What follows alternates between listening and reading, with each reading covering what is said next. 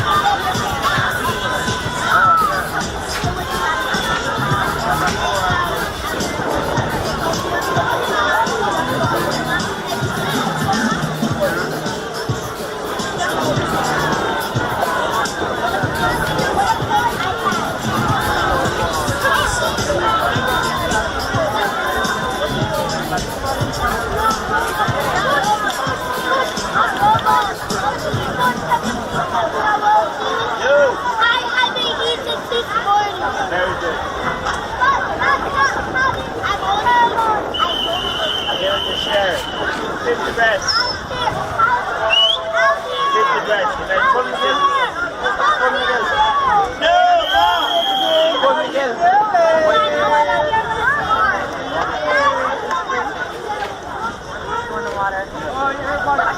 How you been? Huh? Hey, Other Banana, what's up? Heat 5. A lie. Heat 6, lane 3. Heat 6, lane 3. And we actually had a meet record. Event 4. We had Samantha Donald. She broke the record in the first heat.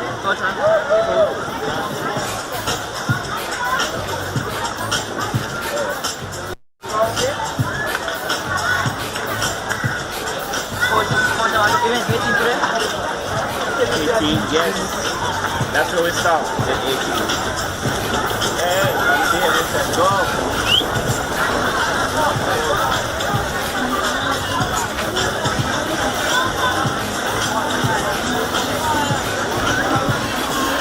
What am I working for? That's something good?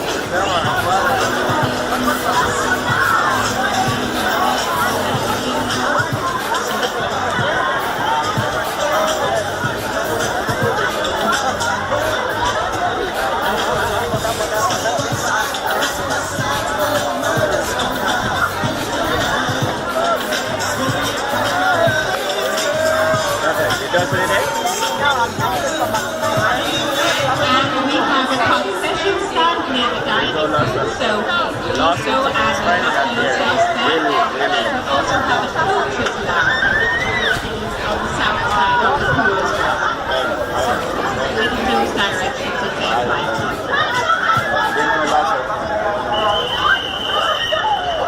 Go ahead, baby.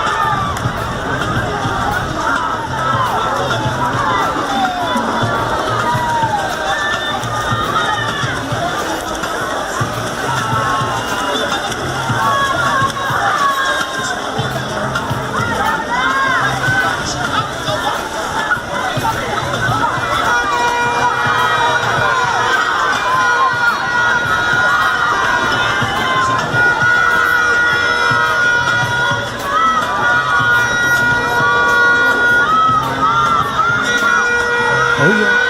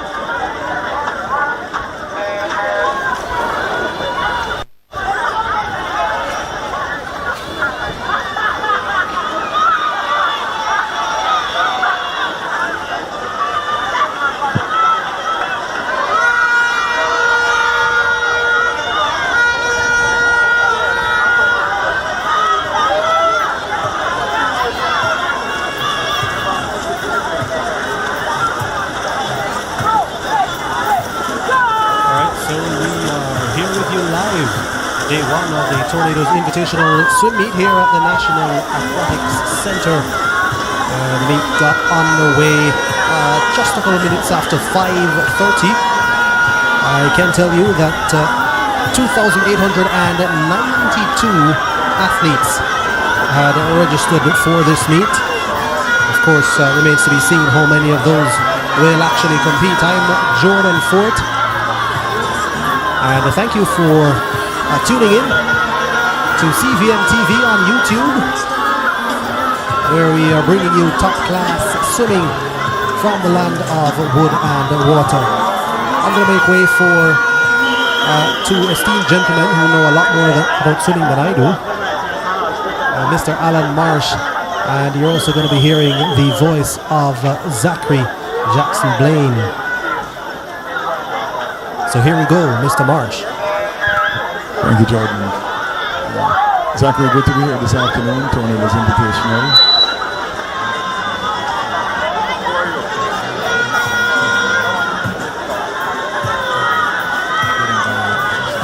Yeah, good. Yeah, I think the weather looks conducive to some fast times. Swimmers trying to qualify for some of the meets later on this year, including the World Juniors and also the Goodwill Games. They are all swimming to see where they can position themselves to qualify. We're now in the girls 13 and over, 100 meter freestyle. I believe this is heat number 7 in the water.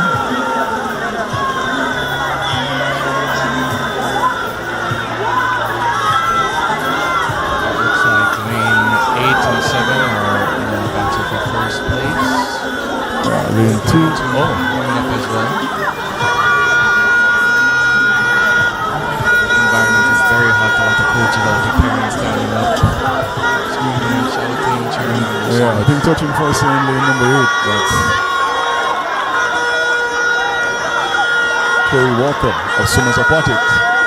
Heat winner in heat number 7.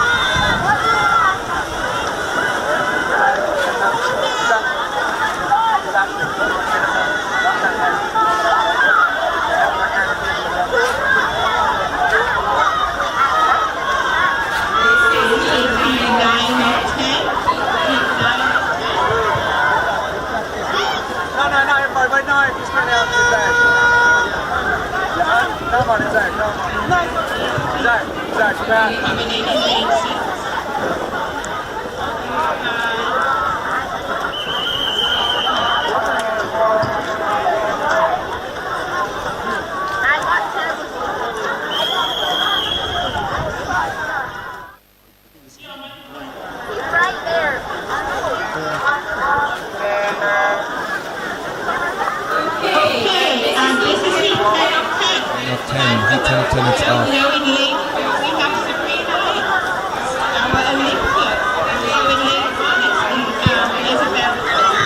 Okay, final heat in the water.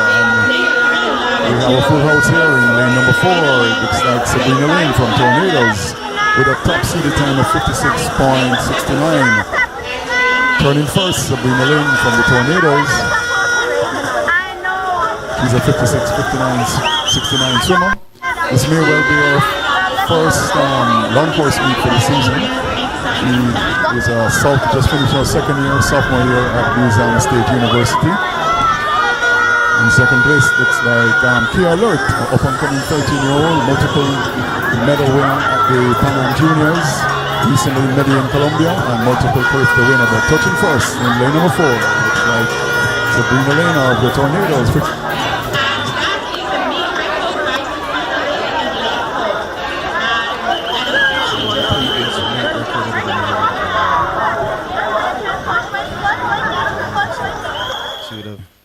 Just touched out Michaelia Charlene. Yeah, I'm not sure what I didn't get her official time, but that's a new meet record. 18 to 24. So she probably went.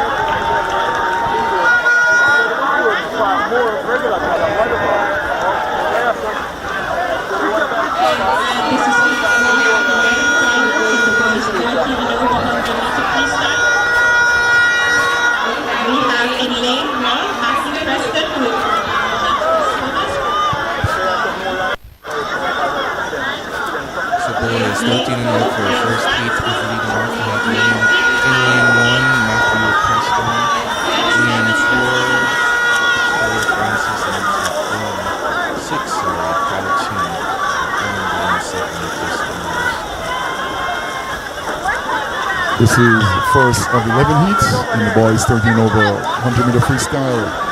That means it's all combined with various age groups. We have the 13-14 national age group record, which is held by Nelson Denny, 53.61. The 13-14 meet record held by Brad Hamilton, set back in 2004, 55.35. National age group record 15-17, 51.52, held by Justin Plashka. Meet record is 53.97, held by Nelson Denny.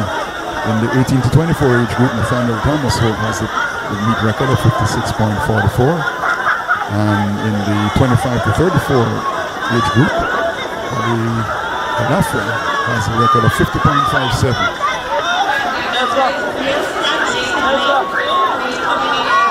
And touching first looks like Khalil Francis from Swimmers Aquatic. Touching second in lane number 6 is Kyle Chin of Vikings. So far, it's looking like good times all around. Some excitement in the place. Sabrina just got interviewed. Well, first meet record of the evening, I believe. Not sure what happened in 11-12s, but it was a meet record, which is good.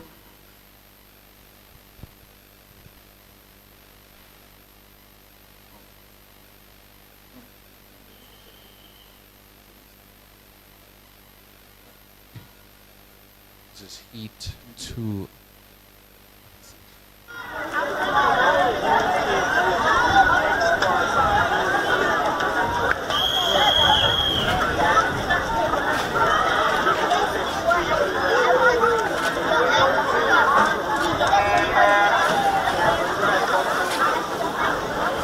Heat number 2 in the water. In 1 we have Caleb Anthony White of Tornadoes. In 2, Carson Edwards Speedos. In 3, Ziani Brown of Aquamarine. In 4, Christian Hamilton Aquamarine. In 5, Liam Seriton of Speedos. In 6, Malik Stewart Tornadoes. In 7, Malachi Beckford Tornadoes. And in 8, Jordan Brown of the Tornadoes.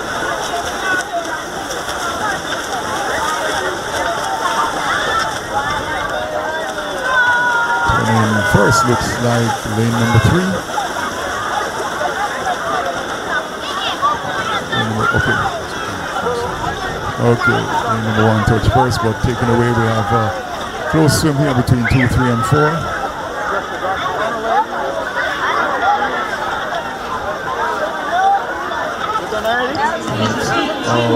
Together, but looks like a breakaway from lane number 2. That's Carson Edwards of Speedos.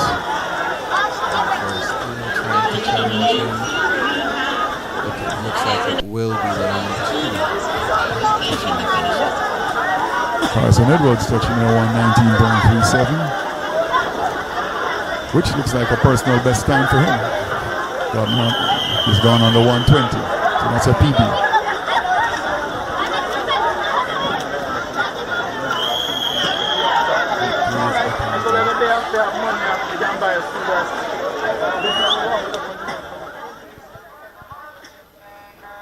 And heat 3 is off. In lane 1, we have Davian Marks. In lane 3, we have Christian Dawes Farron. In lane 4, we have Jonathan Coffey. In lane 5, we have Micah Brown. Lane 6, we have Logan Williams. Lane 7, we have Malik Francis. And lane 8, we have Daquan White.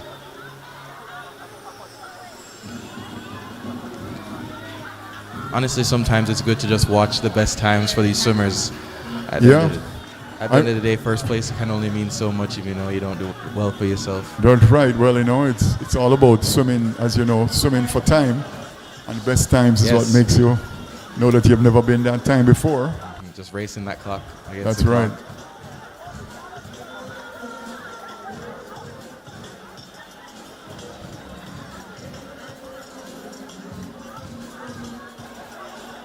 So coming back, it looks like a battle between, say, lane 5, lane 8, outside smoker. Coming into the wall, last 15 meters now. Swimmers should put their heads down if they want to get that extra push into the wall. And it looks like lane 4 touches in first. That is Jonathan Coffey in a time of 1:16. And that's probably a personal best time for Jonathan Coffey of Speedos. So good best time, dropped to about 2 seconds. Right, a 2-second drop, good drop. Okay, heat number 4 in the water. In 1, Martin Miller, Tornadoes. In 2, Dulani Riley Dunn, Aquamarine. In 3, Hayden Henry, Tornadoes. In 4, Shiloh Harris, Swimmers. In 5, Brad Watt of Wahoo.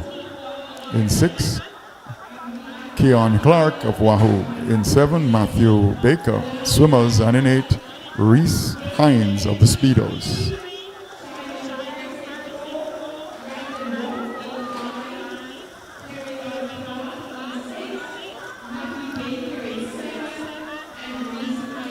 Turning back, lane 4 seems to be touching in first in a time of 34.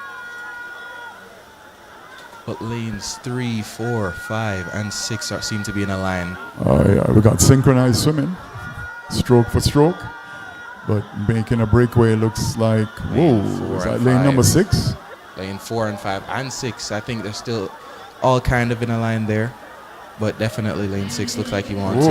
All together. Touching in first, lane 5. Well, let's look at the finish because I'm not sure. I don't see lane 6 coming up first yet. So Yes, we're waiting for the board to reset to see if there are any changes in positions. But yes, it will be lane 5 in a time of 1:12. That is random. 1:12.03. 1:12.03. And that looks like a personal best time again.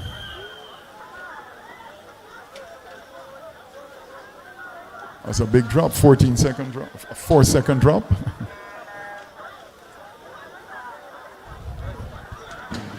Heat 5 is off. We have in lane 1, Zay Thompson. Lane 2, we have Jonas Isles. In lane 4, we have Tristan Fletcher. In lane 6, we have Roger Black. In lane 7, we have Arico French.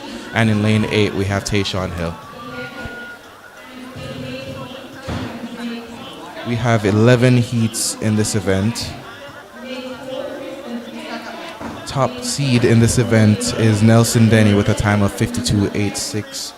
So it'd be good to see what he puts Yeah, out. it'd be good to see what Nelson does. Touching first after the first 50 is lane number 4. That's Tristan Fletcher of the Tornadoes, 34.16. Probably trying to break 110. But we have an outside smoker in lane number 8. That's Tayshawn Hill of Aqua Youths Swim Club. Haven't seen them at a swim meet in a long time. Aqua Youths, great comeback. But taking over in lane number 7, that's Arico French of Tornadoes. Touching first in 110.62, and that's a personal best time, dropping 2.5 seconds off his previous best seed time of 113.15. Good job.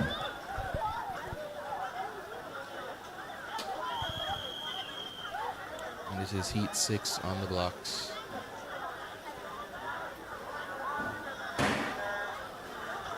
Heat 6 is off. In lane 1, it's Jaden Tyler Grant. In lane 2, we have Zachary Ormsby. In lane 3, we have Aspa Grayson. In lane 4, we have Joshua Martin. In lane 5, we have O'Shea Campbell. In lane 6, we have Luke Ramdale.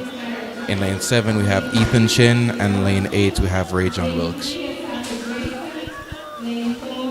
And going into the wall first, it looks like lane number 4, Joshua Martin of Vikings. At a time of 31.51. 31.51. He's going after a personal best time of 107.65.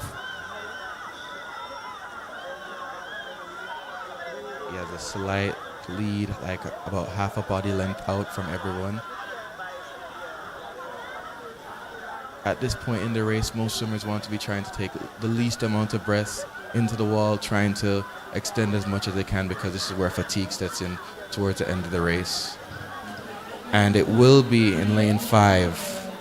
That's lane number 4. Lane 4, sorry. 107.47. Which looks like a personal best time again. Joshua Martin of Vikings, one of our newer clubs in Jamaica. I think they've been around for a couple of years now.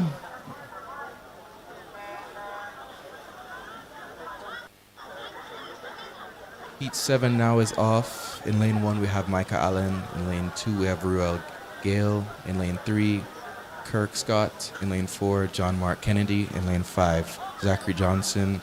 Lane 6, Brandon Graham. In lane 7, Javier Haig. And in lane 8, Stephen Alexander. Is that Zachary Johnson? Long time swimmer Zachary Johnson. He took your name from you. Zachary Johnson He took your name. Yeah, swam on several Curfta teams, national teams. I think. Is it him? Yeah. But we got a breakaway in lane number 5. That looks like that's Zachary Johnson of the Speedos. And followed closely in the outside smoker, we got Stephen Alexander, Dr. Stephen Alexander from the Speedos, 41 years old. But touching in first is lane 5, Zachary Johnson. Okay. Good swim. Zachary Johnson, 105. What is it, 102? Oh, 102.5. Nice job. And good swim by Stephen Alexander. 105.34 for a 41-year-old. That's a good time. That's Dr. Stephen Alexander. Heat 8 going off. We have Mateo Cheng Hinmei. In lane 2, we have Jason Grant. In lane 3, Peyton Gale. In lane 4, Daniel Gordon. In lane 5, Zachary Montgomery. In lane 6, Joshua Scott. And in lane 7, we have Nathan Mitchell. And in lane 8, David Allen. Leading the pack on the first turn is lane 4 in a time of 28.69. That's Daniel Gordon of Aquamarine Ripples.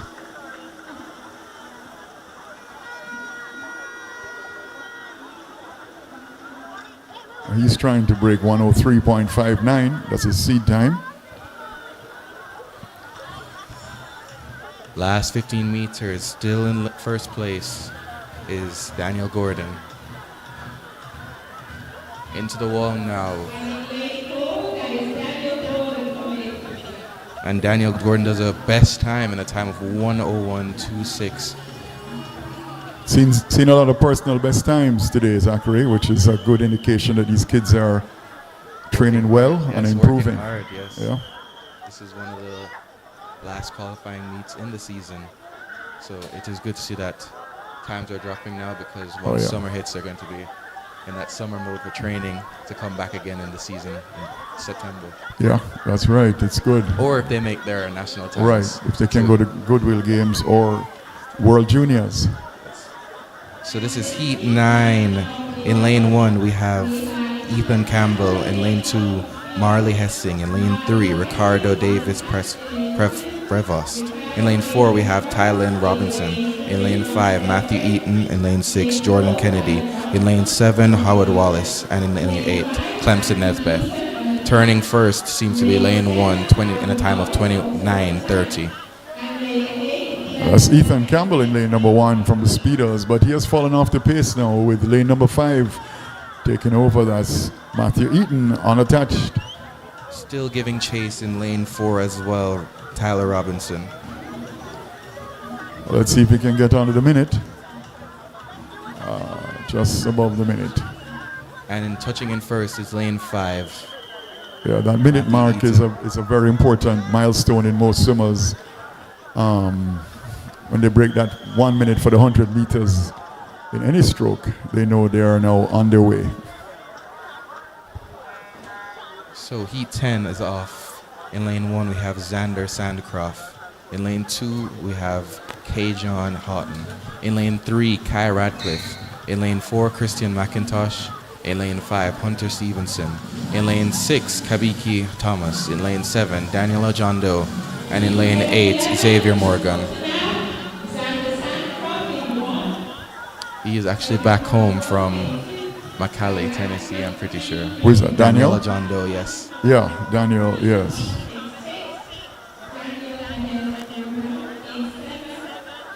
So turning first was lane 1 in time of 27.66. But coming down, it seems to be Daniel Ojondo in lane 7. Yeah, Daniel is showing some good condition in here, bringing home that second 50. Daniel Adele Jondo. Driving into the wall now, touching first in a 56.31, which is a big personal best for him. Yes. From a 59 to a 56. Yes, crazy. Without unshaven, that's a good time. Yes. And coming up in the last heat, as we said, we have Nelson Denny in lane 4, so it would be good to see what time he puts out. And so the final heat, Heat 11.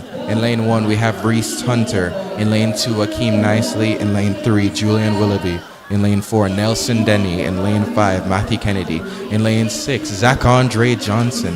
And in lane 7, Brandon Wong. And in lane 8, Kimani Hendricks. A lot of people home this as well. Zach Andre Johnson is the teammate of Daniel Ojondo. And turning first, we have in lane 4, Nelson Denny in a time of 26.56. Comes up from the underwaters. It's lane 5 and lane 4, battling it out, coming back down the pool. And as Matthew Kennedy from Speedos in lane number 5, up there with Nelson Denny. Oh, this is a nice finish, and here comes Zach Andre Johnson. Yes, this is the point where swimmers have to draw gear and find that final push into the wall. Lane 3 is coming back up, Julian Willoughby. But touching in first will be Nelson Denny in a time of 53.69. And I think that might be a new record. I think that's a new meet record. Previous record was 53.97. It's now 53.69. So that's our second meet record we've seen for this evening. Good job, swimmers. Yes, good swims all around. It's good to see the participation, the camaraderie among the swimmers. And I think Nelson Denny is getting ready. This will be going off to Howard University for the next semester. So it's I'm sure his coaches will be happy to see him still swimming fast at this time of year. Yes, and now leading off, we have the 9-10 girls 100-meter butterfly. This is a really tough event, going out on that first 50 for that 50-meter fly out. It's you have to find a way to come back home with it, and you want to keep a good pace because you don't want to fall off too hard. Yeah.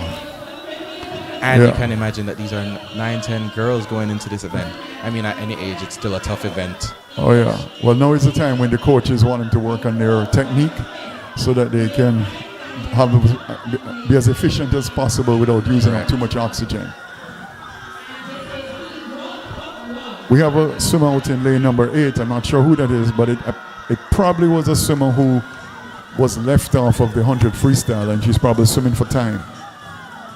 So that's a swimmer's aquatic swimmer, because I see Coach Lowe walking beside her, pushing her on. But coming back in lane 4, we have Skylar Smith, and in lane 5, we have Danielia Powell from Speedos and Tornadoes. Record in this event 118.31.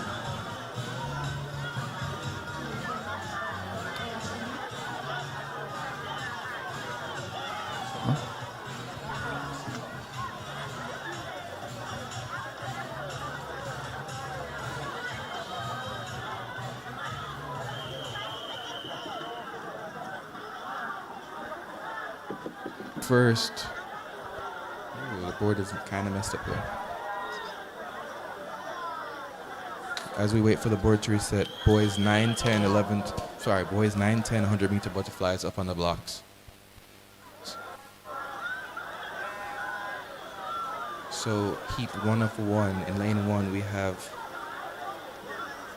Sunjata Abai Paris. In lane 2, we have Khalil Walters. In lane 3, Connor Chen. In lane 4, Sergio Dalrampo. In lane 5, Tizia Distant. In lane 6, Scott Willoughby. In lane 7, Damani Jones. In lane 8, David Clark. The record in this event is National Age Group record held by Brady Louison, set in 2018 of 111.29, and the meet record 119.14, set also in 2018 by Josh Johnson. Yeah, Zachary, just like the girls, this race is at this age, they really have to work on their technique and efficiency because they don't want to lose that oxygen. Butterfly, possibly one of the most challenging events, strokes. I've noticed also in this that nearly all the butterfly races are one heat.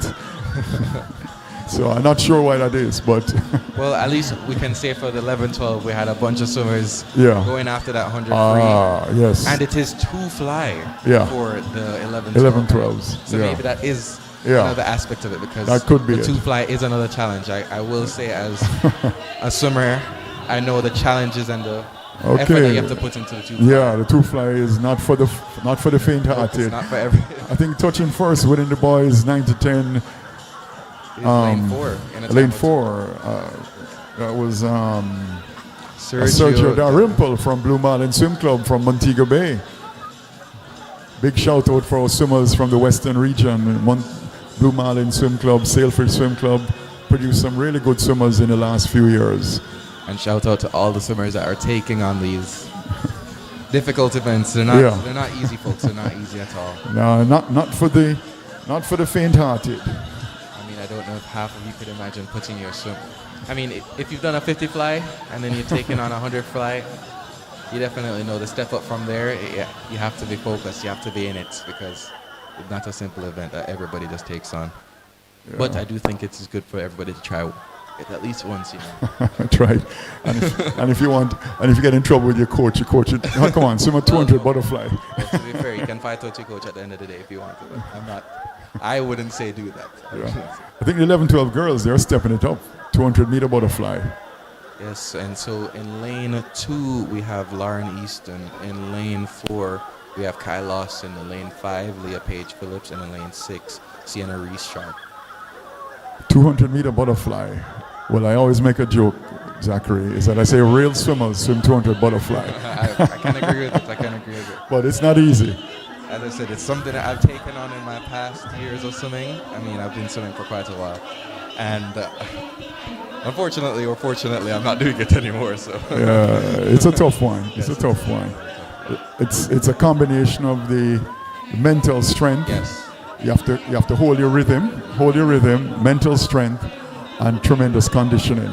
But look, I promise you, once you hit that 100 mark and you realize that you have another 100 to go. That third 50 is when things get exciting. Yeah.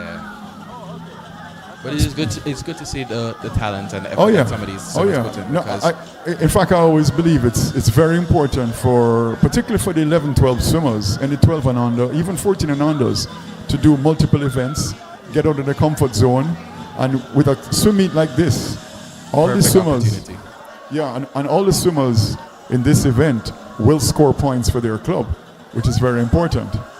So, 200 fly is not for the weak-hearted, but it's an event that really builds character. Shows commitment to your team, to yourself even. Oh yeah, you go beyond yourself. Definitely go beyond yourself in the 200 fly. Look, I think. and even if you finish, no matter how long you take, as long as you finish the race, you do Oh get yeah. points for it. Oh yeah.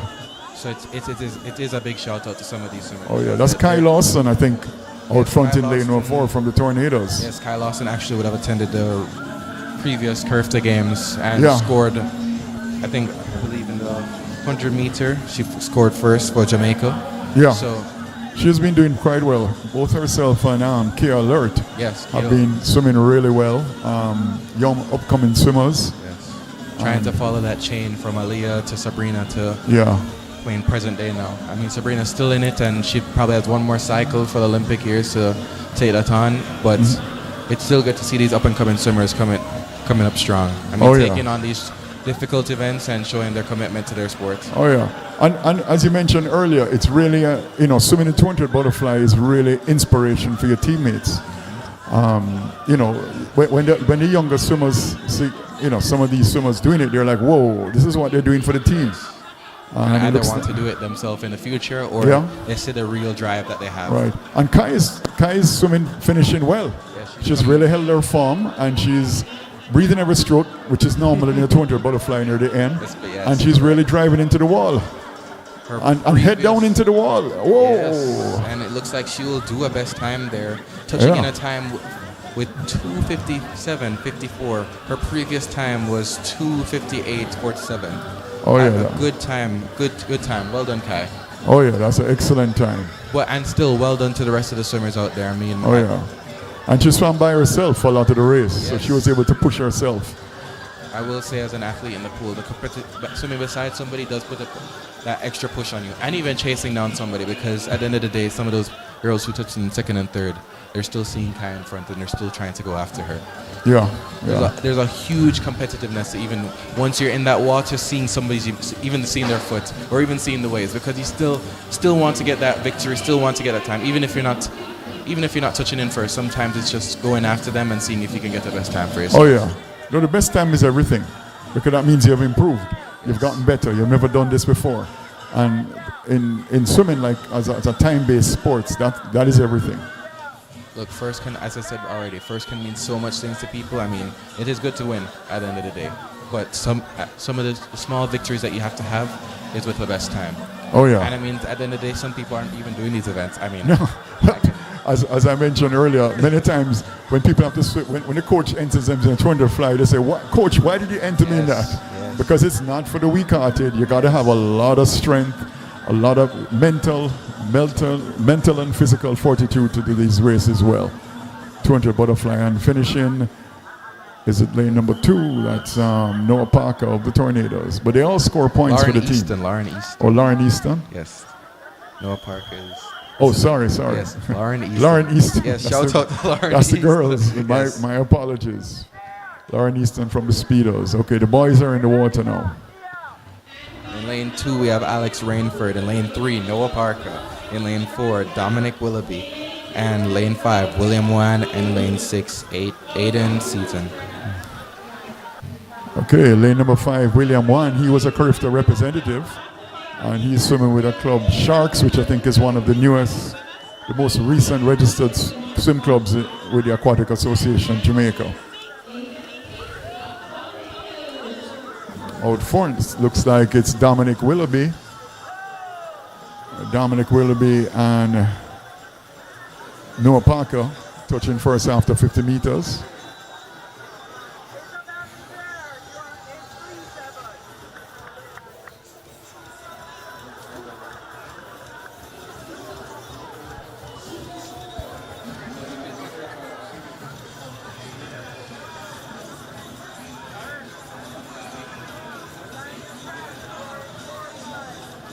Dominic Willoughby from Swimmers Aquatic holding a slight lead over William Wan and Noah Parker. And this is when things get exciting in the 200 butterfly, that third 50. Yes, and turning in lane 4 in a time of 1:16.56.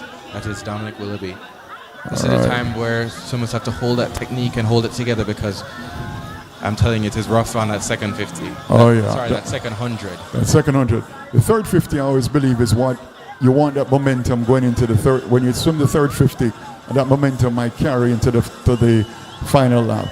Final other times with the younger swimmers, the 200 fly, the third 50 is really critical. And this is when you see things change a bit, because swimmers start really moving in, whether they're going forward or not moving as fast. Here coming up in lane 3. Lane 3 is gaining on lane 4. And there goes lane number 5. I think lane number 5, William Wan from Sharks, is touching first after the third 50.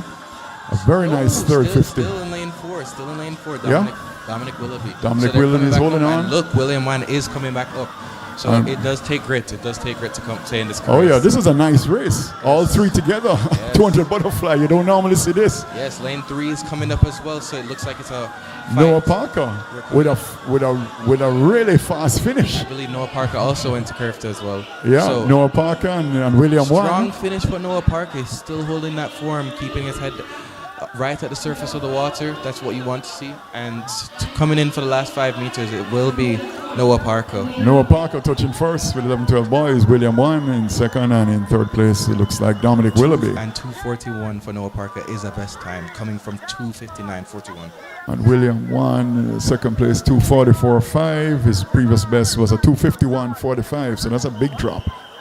And Dominic Willoughby, I think we haven't seen his time yet, but we're waiting for his time to come up on the scoreboard.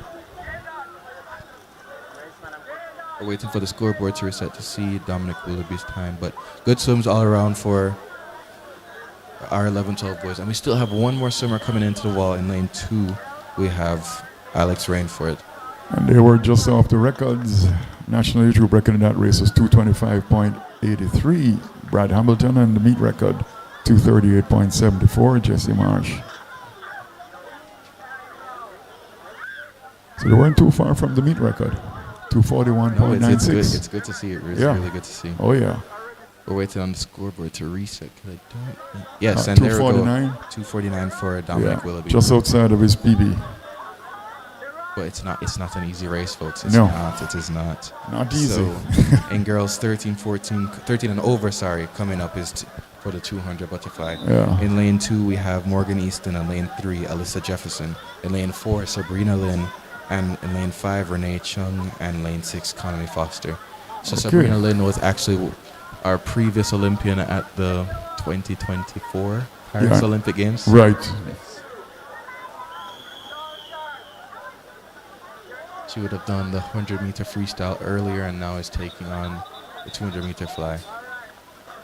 Sabrina Lynn has been in swimming for quite a while. I believe she started at around 8 and under. Yes, she's been a Carifta champion, CC Can, Olympics in 2024, and she also swam, as mentioned earlier, she swam at swimming at Louisiana State University, where she was coached by one of the great Caribbean Olympians, Leo Martindale, who came fifth in the 1996 Olympics in Atlanta in the 50-meter freestyle. So, and she trained with Maggie McNeil, I think, who is the Canadian butterflyer who won the gold in the 2020 or 2021 Olympics. But that's a good comeback from Sabrina, because she just swam the 100 free, and then she's attempting the 200 fly long course, which is not an easy feat. Not an easy feat at all. So she's taking it on. She's leading the pack right now. Showing some character. Yes, coming into the wall. Strong, good technique, good form. It's good to see. And her fellow comrades in this event are following suit. We have in lane 8. I'm not sure who's that in lane 8. Not sure either. But Serena touches first in a 1:08.16. Hey, she might be going for a PB or PB here. Her entry time is a 2:25.05. A record in this event, we go through 2:23.2, held by Belinda Phillips, a 1972 Olympian for Jamaica. 13-14 meet record, 2:30, held by Sherida Broadbelt, I think of Cayman Islands. 15-17 national age group record, 221.48, held by Sabrina Lynn. 15-17 meet record, Dominic Dawson, 242.7. And 18-24 meet record, 218.80, held by Laura Sofia Arroyo Currero. Well, I think Sabrina's going to break. Yes, turning in 147.67. Coming back into the wall. Let's folks, see. again, it's a tough race. Coming back on that last 50 now, we're seeing a lot more arms coming over the water, chest and chin a little bit above the water, but still trying to maintain as best as you can. Coming into the last 15, Sabrina Lynn, and in lane 8, Outside Smoker following suit. Well, what you find in the 200 butterflies, the swimmers tend to breathe on every stroke coming home. Yes. As against if the swimmer 50, nobody breathes. And Sabrina touches first in 229.88, which is a good time, considering she just finished doing a pretty fast 100 freestyle and came back and did the 200 butterfly. Look, I know it's a tough race because even when you're breathing, as much as you don't want to breathe every single stroke, to hold that technique and form together, Oh yeah. the fatigue, the lactic that sets into your muscles, Oh, yeah. it really puts a strain on your body. And as I said before, the mental toughness that you need to have to even finish the race, sometimes that's the only thing that can hold you together to finish the race. So even though we are seeing them breathe every stroke, it is a necessity. Oh yeah. It is a necessity for Well, some of the them. thing about the 200 flies, you don't want to go into oxygen debt in the first 100. Correct. So you tend, the rhythm is so important. So you'll find them breathe every other stroke, first 100, and then third 50, and then they start breathing every stroke, bringing it home. But it takes a lot of perseverance to do a 200 fly. As I mentioned, real swimmers, the 200-meter butterfly. We have one more set of 200 flies, and then we'll move on to the 100-meter freestyle for 8 and under girls. So we have the boys 13 and over, 200-meter butterfly coming up.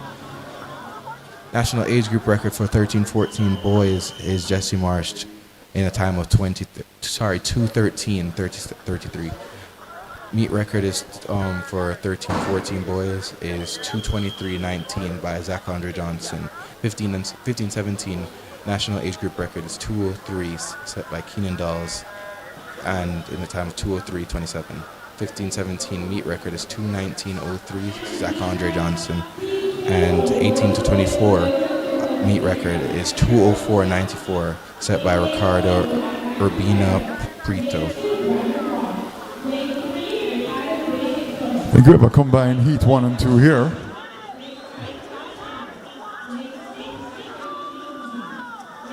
Yeah, we have the combined heat 1 and 2, because it was originally 2 heats. Yes, so it looks like some swimmers weren't able to step up to the plate for this one. So we have a full house. Full house. Full house. All lanes covered. And out front looks like lane number 5, that's Charles McIntosh of Aquamarine Ripples, followed by Matthew Kennedy of Speedos. I think both of them represented us at Carifta this year. Correct. I believe Charles was also at Panama Aquatics, or Panama Age Group. Oh, he went to Panama also, in Medellin, Colombia, Yes. a couple weeks ago. Touching first is Charles McIntosh, followed by Matthew Kennedy. One of the things I find, Zachary, is that the 200-meter butterfly, normally you'll find the best 200 flyers tend to be very good middle distance or distance swimmers. Correct. And in this case, you see now 2 best Mid-distance local-based distance swimmers out front in the 200-meter butterfly. Yes, battling it out. Right now, Matthew Kennedy is gaining on Charles McIntosh, trying to put pressure on him right now towards the third 50. As said already, the third 50 is a game changer. So coming off that wall, these swimmers are going to fight towards the end and see who can take first place. Yeah, let's look at that momentum coming off the third 50 into the final 50. Charles McIntosh, here comes Matthew Kennedy. And it's one thing to keep in mind, folks, as well, is that some of these kids are in exams. So Charles McIntosh, I know for sure, has taken on CAPE this year. I believe he still has a couple of papers to go. Not sure about Matthew Kennedy, but some of these swimmers are taking on major exams, and they're still in the water, folks. It shows that commitment that they have to their sport. Yep, and I think they're both accredited to their school, Wolmer's.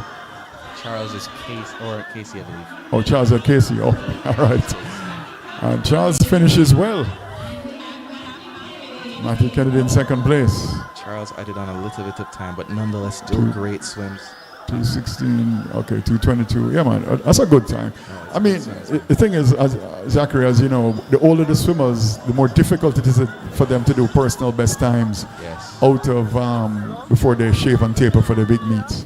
So when And they as said, they're taking on exams as well. So plus doing that- exams, and the 200 fly, you have to be in conditioning to do it. So if you're missing practice because of exams, it's going to be very difficult to. But going close to your best time says a lot about them. Yes, I mean, at the end of the day, it's 2 seconds is still not a big gap for an event like 200.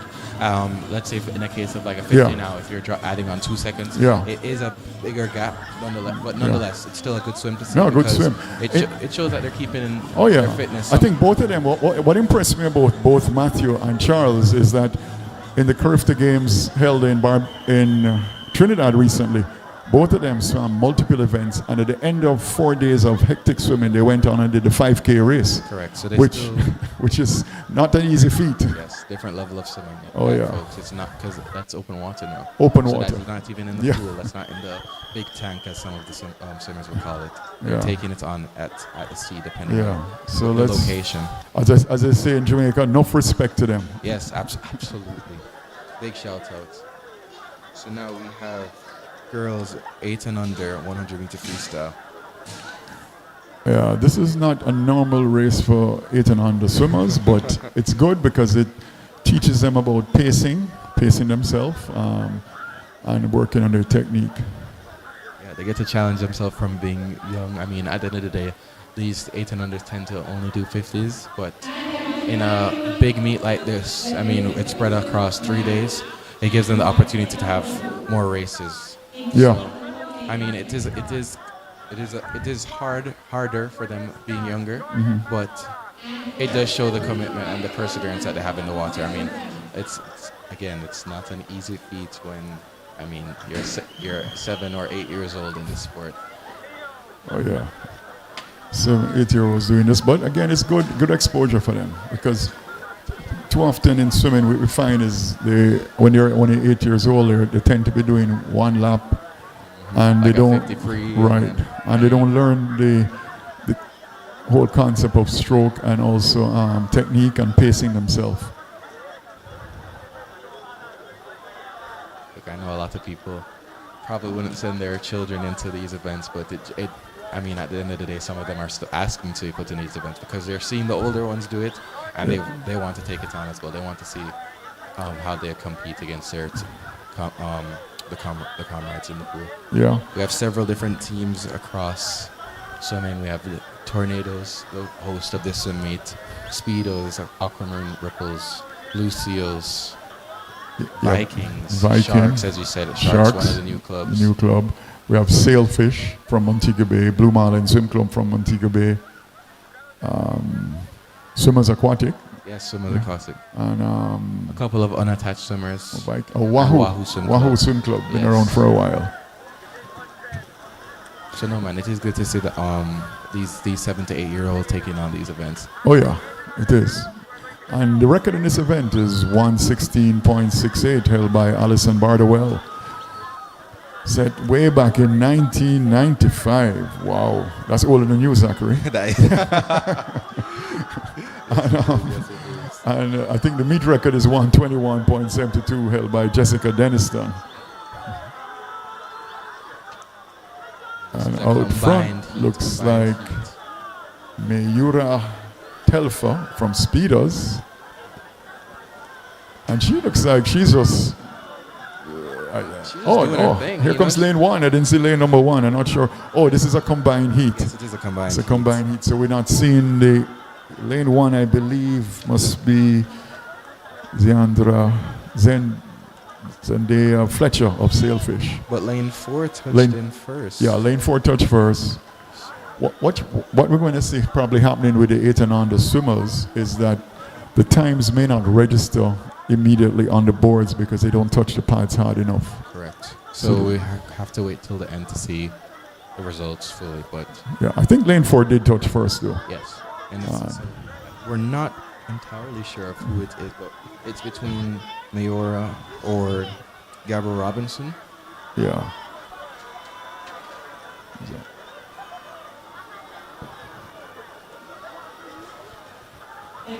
Oh, Gabriella Robinson. I see. Yeah.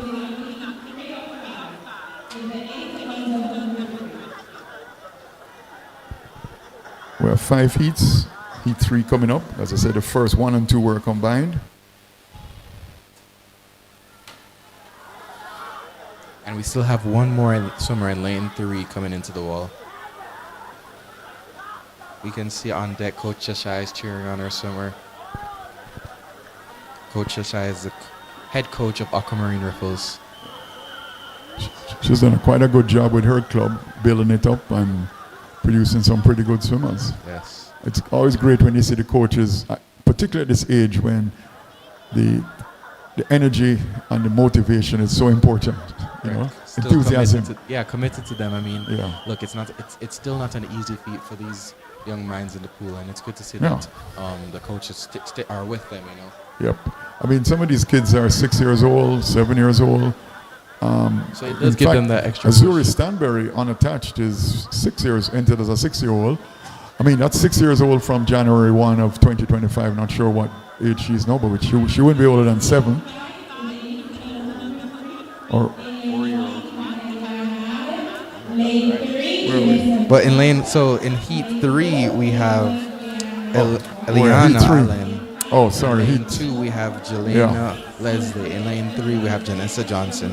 In lane 4 we have Naivo Leilani White. In lane 5 we have Charisma Hall. In lane 6 we have Neela Phillips. In lane 7 Isabel Mizier. And in lane 8 we have Isabel Harris. Right. But yes, we do have a couple of 60-year-olds in this event. From I think 2 6-year-olds. You have Isabel Mazier and Isabel Harris. 6 years old now. And we could just get a glimpse there from Coach Ashai walking up and down with her, with one of the swimmers. Yeah, man, she has to egg them on. I mean, just to put this in context, 6-year-old swimmers are doing 100 meters. And that's probably more than, I would say, over 90% of the Jamaican population could do 100 meters. Yeah. So that's significant. I mean, I don't want to jab anybody out there, but swimming is not an easy sport at all. I know that a lot of people don't take it on because they're uncertain of everything that can happen with it. But these 6-year-olds nonetheless still go out there and take on that battle and those challenges of.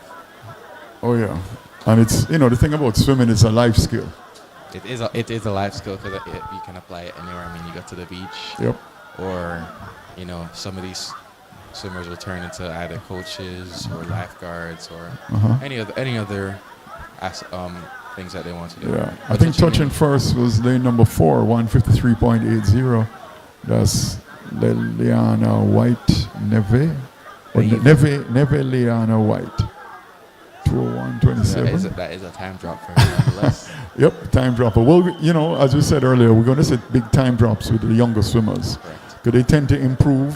You have growth, they grow. So they tend to improve a lot quicker than the older swimmers who will not do their personal best times unless they are rested and tapered. But now we have heat 4 right behind the blocks or beside the blocks.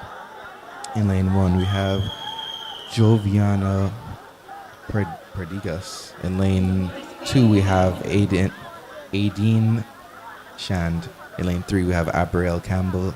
In lane 4, we have Azuri Stanberry. In lane 5, we have Eliana Grant. In lane 6, we have Nia Lawson. In lane 7, we have Isabel Jengele. And in lane 8, we have Malia Burke. They are taking it out on this one. You can see lanes 3, 4, 5, 6 moving their little arms as fast as they can, kicking the legs as best as they can, seeing a lot of white water. That is what it takes, folks. I mean, well, when they're this age, sometimes they don't know anything about getting tired. You just go, just go for it, and we see what happens on the second 50. If it works, it works. If it works, yeah. I mean, I know these swimmers are learning to keep their heads to the side, not trying to look in front too much because it does slow them down. It does take away the energy in the pool. Yeah. I think touching first after the first 50, lane number 4, 47.44. That's Azuri Stanberry. She's only 6 years old. It's crazy. Sorry, lane 1. Azuri Stanberry is 52.72. She touched second.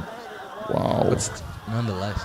Yeah. I mean, But it looks like an outside smoker. yes, It's Jovian Prendergast of Blue, of Unattached. I think that's Sailfish Unattached. So she's from Montego Bay. And we know that in Montego Bay, they train only very sparingly in a 25-meter pool. Most of the time it's in the sea, which shows a lot of, great coaching for this swimmer to done well. Lane number 1, Jovian Prendergast of 138.07, which is a huge time 22-second drop. Yeah. Wow, 22 seconds. Really Amazing. I must say hats off to their coaches, because obviously it's good coaching that allows her to swim that fast, particularly with the limited facilities that she would have available to her. And at 8 years old, wow. Yeah. Coming up on the last heat, we have in lane 1, Haley Watson. In lane 2, Michaela Wilkinson. In lane 3, Leah Williams. In lane 4, Leah Sinclair. In lane 5, Joanna Ashley. In lane 6, Sky Sharp. In lane 7, Candy Paris. And in lane 8, Tazia Jacobs. So they're on the blocks now, and this is the final heat. So Yeah. some speed out here. 5-on-5 record, national record 116 set way back in 1995 by Alison Bardwell. 116.68, meet record 121.72 set by Jessica Denniston in 2019. Let's see if we get another meet record here.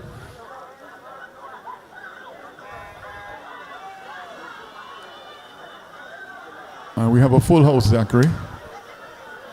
That's a full house, yeah. Full house, full pool. Lane 4 is taking it out. Going for it. Oh, yeah. Lane 4, that's Leah Sinclair of the Speedos. She's entered at the 129.5.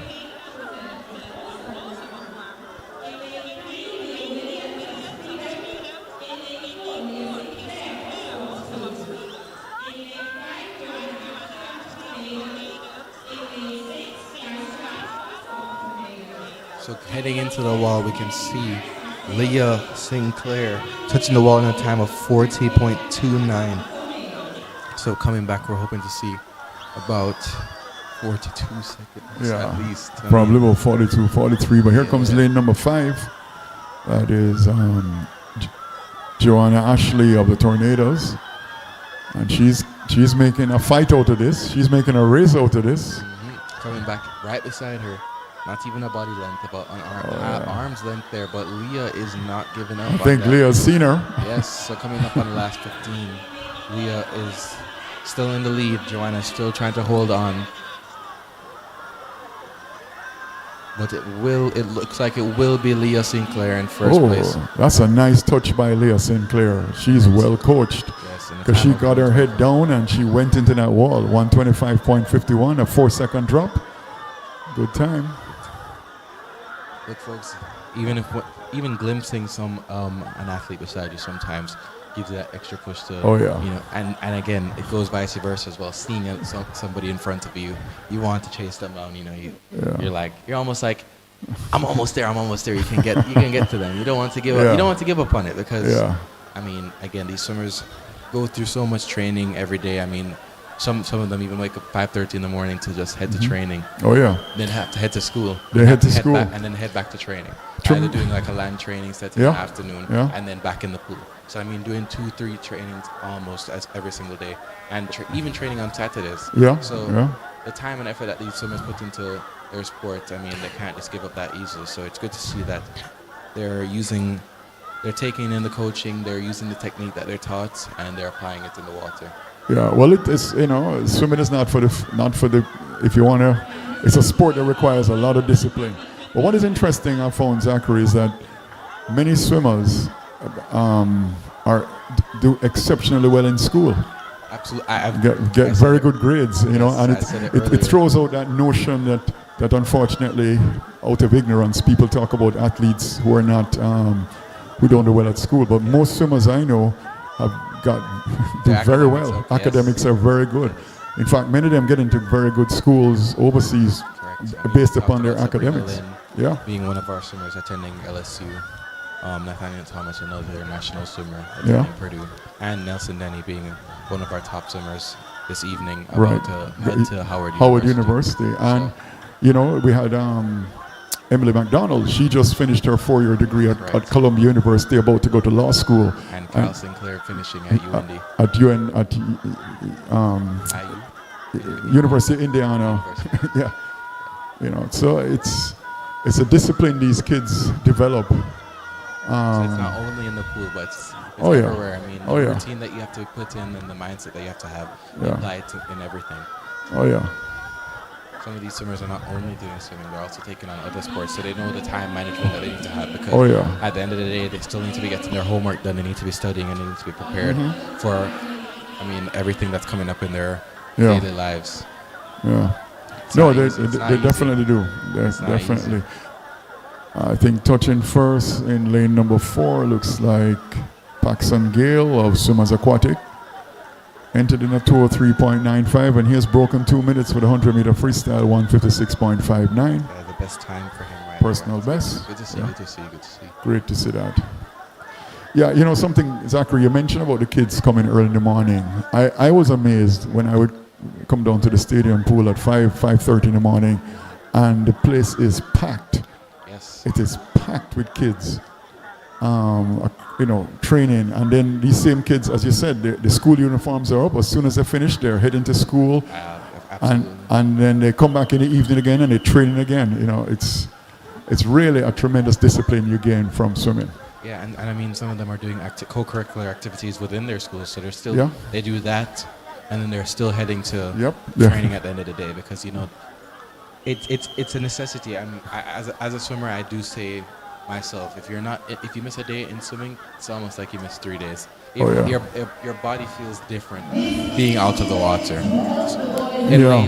In heat 2, we have in lane 1 Aaron Dennis, in lane 2 Ashton Dennis, in lane 3 Ace Walker, in lane 4 Jamani Brown, in lane 5 Adam Scarlett, in lane 6 Leandre Lowe, in lane 7 Zamar McGowan, in lane 8 Shazani Cyrus.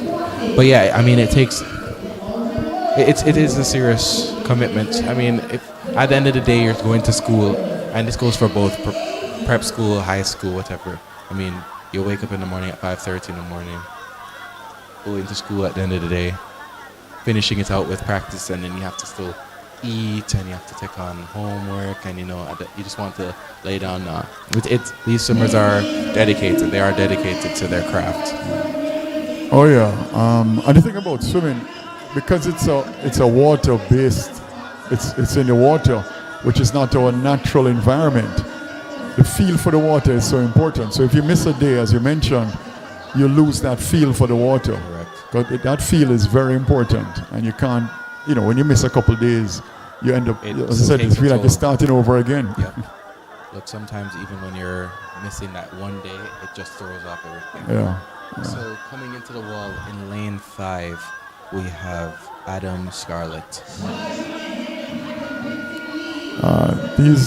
He's touching a 131.04, which is a new personal best by about 6 seconds. Adam Scarlett from Swimmers Aquatic. So quite a few best times out here. Oh, folks. yeah. It's good to see. It's good to see. As you said earlier, you'll find a number of best times from the younger swimmers. The record in this event is actually 112.39. That's the national age group record of Jamaica, held by Alfred Green. And the meet record is 119.48, held by Dominic Brown, set in 2011. Getting ready for the final heat, 3 of 3.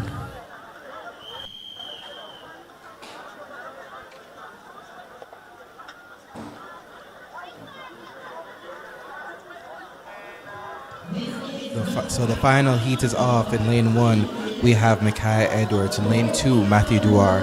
In lane 3, Eugene Kim. In lane 4, Dominic Whitelock. In lane 5, Liam Williams.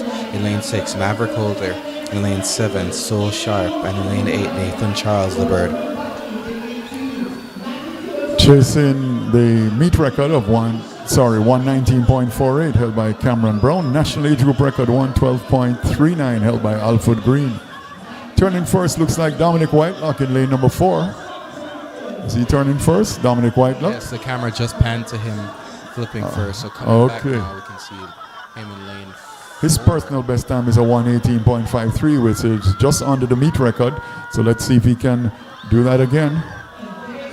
Here comes lane number 5. That's lane 5 is charging right beside him. That's Liam Williams from Speedos. Oh, it's a nice race. But Dominic Whitelock, really a lovely freestyle, actually holding a nice glide on his freestyle, pulling right through, getting distance per stroke. Is swinging his arms, trying to muster up as much speed as possible. Here comes Dominic Whitelock. Let's see what time is that. What time is that? So in 117.24. That's a new meet record. That's a new meet record by Dominic Whitelock of the Speedos. New meet record. I think he dropped the second off his personal best. The old record was 119.48. Look, it's a big deal, folks. It is a big deal. Can you imagine knocking down some of these big names out here and being able to have your name on the record? I mean, and that record has been around since 2011, so that's a 14-year record. Yes. Cameron Brown was one of our representatives who represented us at Carifta, CC Can, and World Juniors. So it was a good record. Good job, Dominic Whitelock. So event 13, the girls 9-10 200 meter freestyle. In heat 1, we have Mackenzie Turner. In lane 3, we have Suri Thomas. In lane 4, we have Giomari Blake. In lane 5, Bella Michaelia Chambers. And in lane 6, Anna Gordon. Heat 1 of 2. We have reckon this event 200 meter. It's a 200 meter freestyle, which is 4 laps. 4 laps of the pool. This is a different race. It is a different race. Yeah. You know, you have to pace it out. Oh yeah, this one requires. Can't just take it all out. You know, if you take it all out and you have the last 50, you might run out of steam. You know. Yep, and it's record national age group record 226.53 held by Alison Bardowell, set in 1997. I know that's ancient history, Zachary. Long-standing. That's long-standing. And the meet record 236.24 held by Kai Lawson.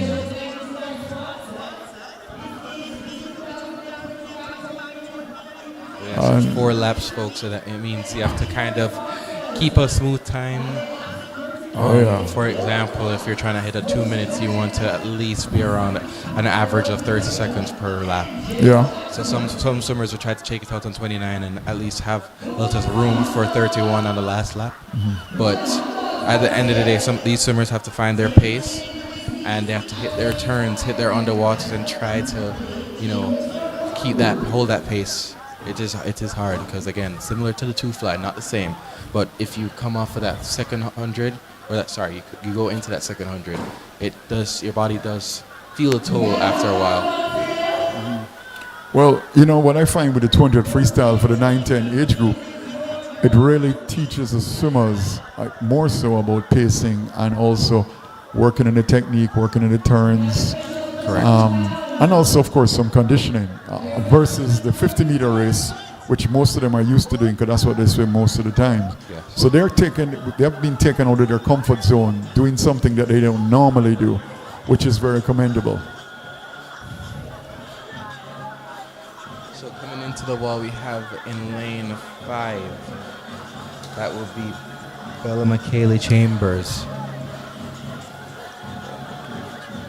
She's from Wahoo Swim Club. And look at that flutter kick.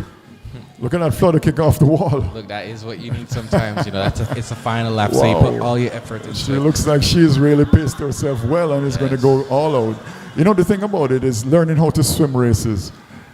If you can't just swim at a slow pace and then pick it up right away, because what will happen to you is you'll get a lot of lactic acid build up immediately and you'll go fast for a couple strokes and then it will tighten up. So it's very important for the swimmers to learn how to build into each lap. Because not even just going slow, yeah.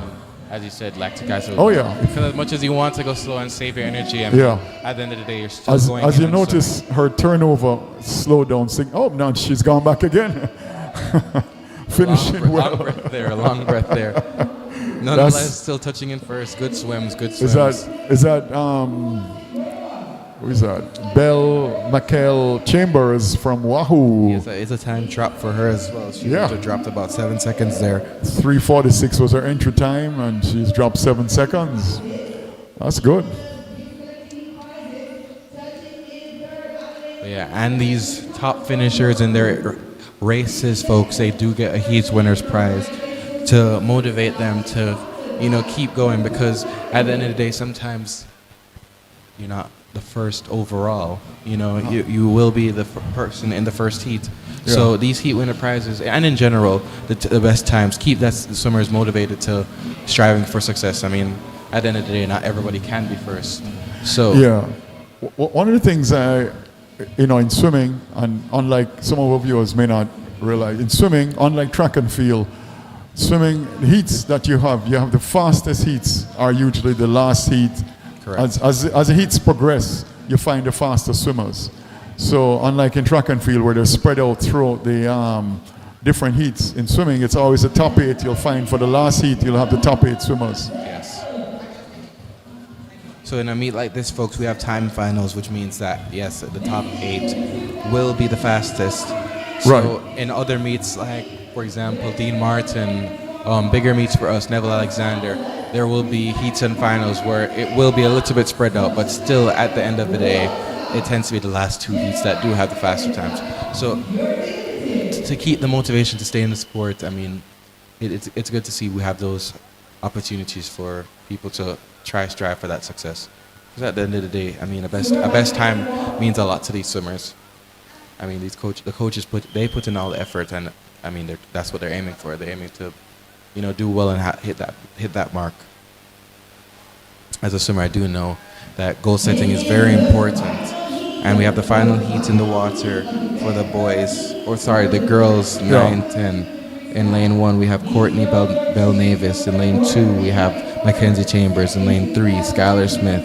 In lane 4, Nia Donaldson. In lane 5, Jordania Thomas. In lane 6, Danielia Powell. In lane 7, Asia Liana Cook. In lane 8, Genesia Chowers. The meet record is 2:36 by Kai Lawson. National age group record 2:26.53 by Allison Bardwell. But yeah, some of these swimmers, folks, I mean, as a swimmer myself, I set goals for myself. Coaches tend to sit down their swimmers and talk through them, thinking about what events, what times they want to be hitting, what marks they want to be hitting throughout the year. So even in a case like at the end of the year now, at the Tornadoes meets, they still have goals that they're still trying to reach, because some of them are still aiming for those competitions that we mentioned earlier, Goodwill Games, World Juniors. So they still have goals that they're trying to meet. They still have times that they're trying to meet. And even if they hit those marks, they still want to be trying to dip down below them towards the next season, because as they get older, it does become a struggle to, keep hitting that mark every single time they hit the pool. Yeah, I think also in the 200 freestyle for this age group for 9-10, what coaches will probably emphasize is teaching them how to pace themselves, what time they have to do for 100, what time they have to do for the 150, and then to be able to hit a specific goal time, they'll break it down into different components. What I've realized as well is that some of the swimmers are watching the older ones as well. They're seeing what they do and how they do it, so they're able to apply that with the additional coaching that they get, because sometimes saying it is not enough. You have to see it in practice to go after it. I can say as one of the younger swimmers in the sport, or being a younger swimmer in the sport, it took seeing big swimmers, as for example Cameron Brown mentioned earlier, or Joseph Black, and among other swimmers, just seeing them and seeing how they do it in the pool, and even having them coming up and giving me the advice necessary to take on the race in the pool. Well, we got a nice race here, Zachary. Yes, in lane number 4. 4 breaking away is Nia Donaldson of Speedos. Lane 5. Followed closely by Jordania Thomas of And lane Speedos. 6, Danielia Powell. Powell of Speedos. Looks like it might be Speedos 1, 2, 3. But looks like It will touching be lane 4. lane 4. That looks like Nia Donaldson of the Speedos touching first. In a time of 2:50. 2:50. Look, those swimmers swam 2:50.86. really well just a while ago. Speedos 1, 2, 3. We just heard the announcer say it, so it's really good to see these swims, folks. We have the boys 9-10 200-meter freestyle. Coming up, the girls 11-12 50-meter breaststroke. We just heard the announcer say backs against the wall. So in a case like this, folks, we want to be back to back to back with the races. So the swimmers need to put their backs against the wall to prevent the race from being delayed. This ensures that the swimmer's safety in the water and ensures that the race can be smoothly transitioned to the next one.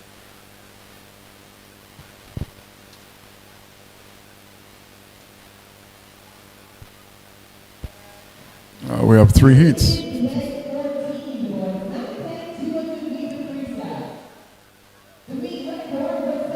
Yeah, so in lane 3, we have Caleb Williams. In lane 4, Leo McIntosh. Lane 5, Rafi Duncan.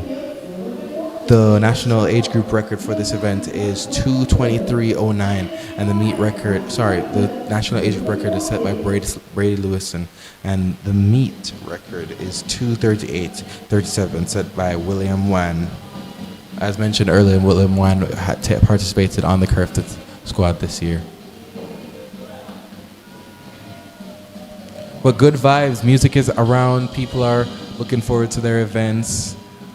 And coming up, one of our big parts of the meet overall, the relays. The relays is a huge team-oriented race. I mean, swimmers call on their teammates and ensure that everybody's ready to swim as best as they can. Oh, it's a mixed relays tonight. Yes, the mixed relays. 400-meter medley relay, mixed relays. So the medley relay consists of backstroke, breaststroke, butterfly, freestyle, in that order. So one swimmer will take on 100 back in that, because it is a 4x1 100-meter race. So one swimmer will take on 100 back, one swimmer will take on 100 breast, another swimmer will take on 100 fly, and anchoring it will be 100 freestyle. So it's interesting to see because it will be 2 girls, 2 boys. And I mean, swimmers, these teams have to make up their best swimmers. So sometimes it means putting a girl on 100 breaststroke and then putting a boy on 100 fly, or vice versa. I mean, you have to just make up your best team as possible, because these teams want to make the fastest teams possible out there. But coming into the wall, these swimmers are going back up again for their second 100. Leading the pack seems to be lane 3, Caleb Williams. It's Caleb Williams from Swimmers Aquatic. And lane number 5 is Rafi Duncan of Swimmers, and then Leo McIntosh in lane number 4. But they're all swimming together. Look, again, folks, it's not an easy race. I mean, going up and down and finding that right pace, that right marker to stay on, so you don't get too tired for that last 50. Yeah, similar to the girls 9 to 10, these boys are not 200 free. They don't swim this race very often, so they're out of their comfort zone and they're learning how to pace themselves properly for 4 laps of the pool.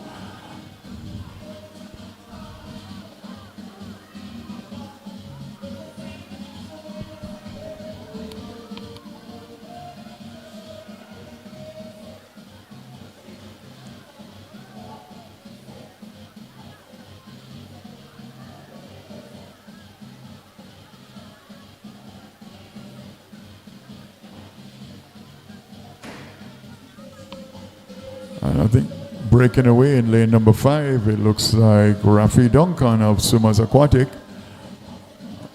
Good flutter kick. Yes, a little bit up and down with the stroke, but seems to control it towards the end. But lane 4 is coming back up as well. Taking the win will be lane 5. That is Rafi Duncan. And these are new times for them. So, I mean, I count it as the best time because if it's the first time they're taking it on, that means it is a new race, folks. This is meaning that they've never done it before. Not doing it before is... It is, it is a big challenge. It is a big challenge. It's totally different because they're used to swimming 50 meters, 100, maybe 100 meters, but 200 meters? It's a different race. Big difference. Big. So this is the second heat now for the boys. They're on the blocks.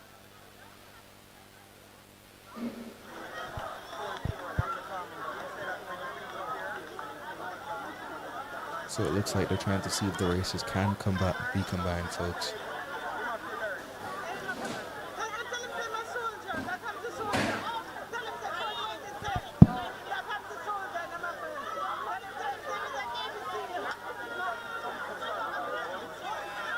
So swimmers are off. In lane 1, we have Taj White. In lane 2, we have Joshua Distant. In lane 3, we have Jordan Mantok. In lane 6, we have, in lane 5, we have Zachary Miller, and in lane 7, we have Liam B. Malcolm. And he's from the Blue Marlins, and he's taking it out fast. In lane number 7, that's Liam Malcolm from Blue Marlins Swim Club. Entered with no time, so this is probably the first time he's swimming this race. And he's going to have to learn how to pace himself. Again, those swimmers from Montego Bay, they don't get a chance to swim in a 50-meter pool. They don't get a chance even swimming in a 25-meter pool. Most of their training is done in the sea. Correct. Hopefully in the near future we'll get an aquatic facility in Montego Bay and in other parts of the island. And he's out there by himself, to be fair, because not only has he left his comrade in lane 5, but also he's distance between 2 lanes from everybody. So he is taking it on. I mean, he's out there. Well, Josiah Distant from Tornadoes in lane number 2, I think has looked across at him. But it's interesting. We got 2 outside smokers. Correct. Oh, here comes lane number 3. I think that's another swimmer from Tornadoes. Is that lane number 3? Jordan Mantok. But touching in for the first But 100. lane number 7. Liam B. Malcolm. Lane number 7 still out front. That's Liam Malcolm. And we can see a bunch of people dancing to the music, folks. It's a good vibe out here. I mean, it's dark now. The lights are out, so everybody's kind of just locked in on the night, and they're trying to, keep up the good spirits. Oh yeah. It's very important, the music. I think that's something. I'm not sure if you see that at swim meets in the United States. Not at all. It is a Caribbean thing, and I mean, I think that goes for everywhere. Oh yeah. Well, keeping the vibes up. I mean, whether or not it is good, bad, or in between, but I think it's good. I think it's it gives that distraction. Most times at these events, swimmers tend to not be on devices. It tends to be talking, doing warm-ups or warm down in the pools, or being in the pool participating in their event. So, I mean, having that music in the background, I think it's a good thing. It's definitely keeps things humming, and it's something unique that I think Jamaica was one of the first countries to start the music at swim meets. Many years ago, I think John Eyre, when he was a president, brought in the whole music, and then everybody caught on, Carifta caught on, and that's why people say Carifta Swimming Championship is probably the most entertaining swim meet they ever go to. But looking good is Liam Malcolm from Blue Marlin Swim Club out of Montego Bay, and he has kept the pace. Several body lengths away from his. What is amazing, he has kept the same tempo throughout the whole race, which is surprising for a 9-10 swimmer. Usually they would fall off a bit, and he's touching first. First time I believe he has probably ever swum this race on a time of 3:24.87. Crazy good swim, right? Yeah. Crazy good. He was entered with no time, and he took them from the outside, a good outside smoke swim. Look, several body lengths away from the people that you're swimming against. I mean, And, you know, as I said, amazing because he is probably not used to swimming in a 50-meter pool. Coming from Montego Bay, he probably trains at Doctor's Cave a lot. And, you know, without the black lines and everything. So it's, you know, again, I salute the coaches from Blue Marlin Swim Club in being able to produce swimmers with less than ideal facilities. Yes, and I promise you, I mean, as a swimmer born and raised in Kingston, St. Andrew, I mean, I don't know if I could take it on like they do. I am a full-grown swimmer, so I promise you, it is a different environment, folks, when you're in the sea. I mean, as I said before, there's no lane lines, no walls as well, so the skills that you have to apply when you're here, it's different, but they still take it on nonetheless. And I mean, once they get in that environment where they kind of have a block or have the wall to use, they do utilize it because it is a necessity to have these skills. Yeah, especially in swimming now where the underwaters are so important. The turns is like the fifth stroke. You see some of these big swimmers, I mean, they're hitting 15 meters underwater. The 15 meters is the limit for which swimmers can go underwater. But I mean, when they're using it up for each and every wall, it's a prominent part of the race. So on the blocks, we have Heat 3. In lane 1, we have David Clark. In lane 2, Khalil Walters. In lane 3, Scott Willoughby. In lane 4, Sergio Dalrymple. In lane 5, Connor Chen. In lane 6, Taziah Distant. In lane 7, Damani Jones. And in lane 8, Sunjata Abai Paris. Record times for this event is a national age group record 2:23.06 by Brady Lewison, and the meet record is 2:38.37 by William Wan. Well, let's see if we can get a new meet record. Sergio Darwilpel from Blue Marlin Swim Club. Again, another Montego Bay swimmer, another swimmer from out west. And he's turning first, yes, I believe. Out there, he's out there. Yeah. But followed in right there. Oh, lane number 2. That's lane number 2. No, that's lane. No, followed in. Was that lane 2? Yeah, lane 2. Kyle Walters from Speeders. And lane 5 as well. Lane 5 is Connor Chen. Connor Chen from Tornadoes. But Sergio Darwimple from Blue Marlin Swim Club really trying to separate himself from the rest of the field. And he's coming in after the first 100 meters, going to turn now. Let's see who gets off that wall first. Turns and off the wall. Lane 2 is following lane 4. Is that lane number 2 6. is... Sorry, lane 5, Connor Chen, Tornadoes. Those are the top 3. But Sergio really separating himself from the field. Yes, holding it together, holding that technique. I'm very impressed with his swimming to be able to do a 200 meters, particularly with the facilities that he has available.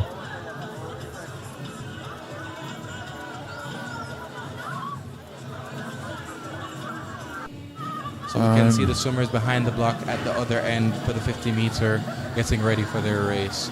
Swimmers have to be attentive because at the end of the day you have to hold yourself accountable and be ready for your races. So in a case like the 11-12 girls being lined up behind the blocks, they were already there during this event getting ready for their race, either warming up in the 25-meter pool or talking to their coaches to make sure they have the correct strategy and correct technique to go into these races. And here comes Sergio Darwimple, and he's really broken away from the rest of the field. Very good swim. Personal best is 2:43.08. Let's see if he can get a PB.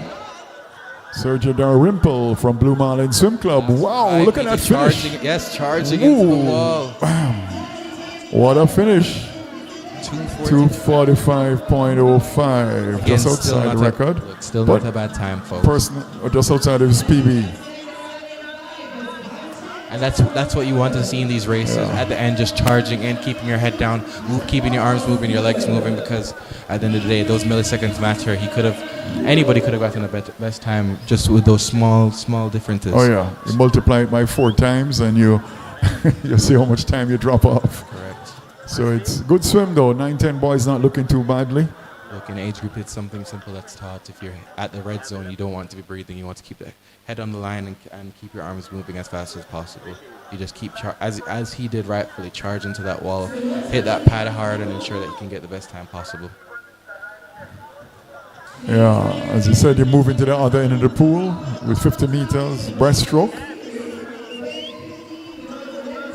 Record in this event, the girls 11 to 12 50 meter breaststroke. Record in this event 33.85. This is the national age group record just set a couple of weeks ago.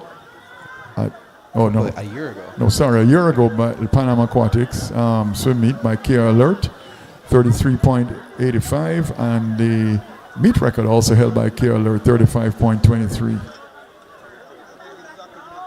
So we're watching to see here the swimmers seem to be on the block or behind the blocks getting ready. We have 6 heats for this event.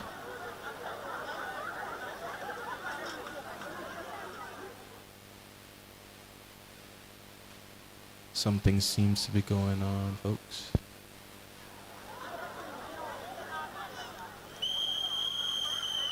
That is the whistle, so the swimmers are taking the blocks.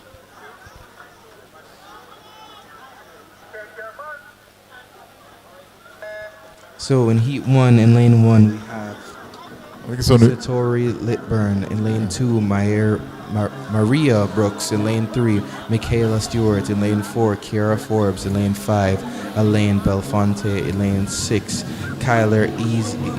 And in lane 7 Kizita Smith. Just for the viewers, to let you know that this is breaststroke, which is the only stroke where you actually are in the water.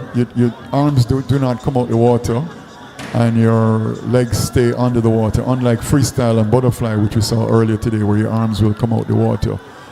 This race, actually, you have the most resistance when you're swimming.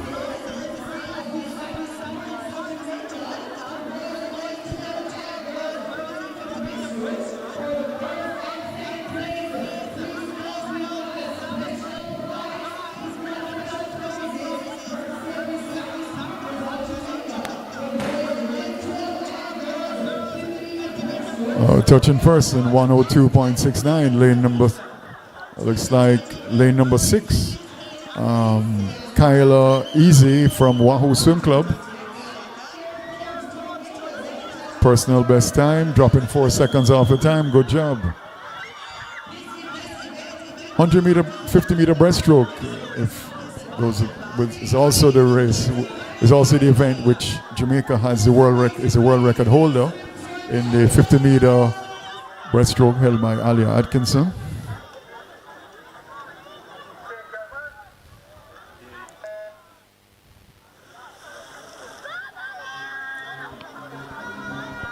Yeah, you know, Alan, it's interesting just listening to yourself and Zachary talk about swimming and various techniques that are involved, and heard you talking about the 200 meter freestyle just now, 9 to 10 boys, and talking about using the 50 meter times and seeing how much time you drop at the end of that. I wonder how many of the swimmers actually use that as the kind of marker to see how well they've swum. But we're into heat 2 of 6 for the 50 meter girls 11 to 12 breaststroke.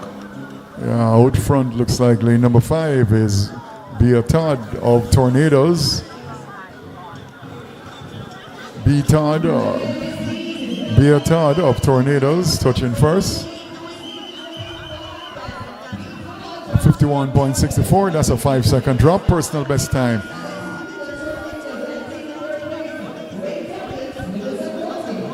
Yeah, the thing about it, what's interesting with the 10 and unders when they do the 200 meter events is that it's not something they're used to. Most of them are used to swimming 1 lap of the pool. So now when they go into doing 4 laps, it's a whole new, they're out of their comfort zone and they're doing something, but they're learning how to swim, they're learning how to use their technique, learning how to pace themselves.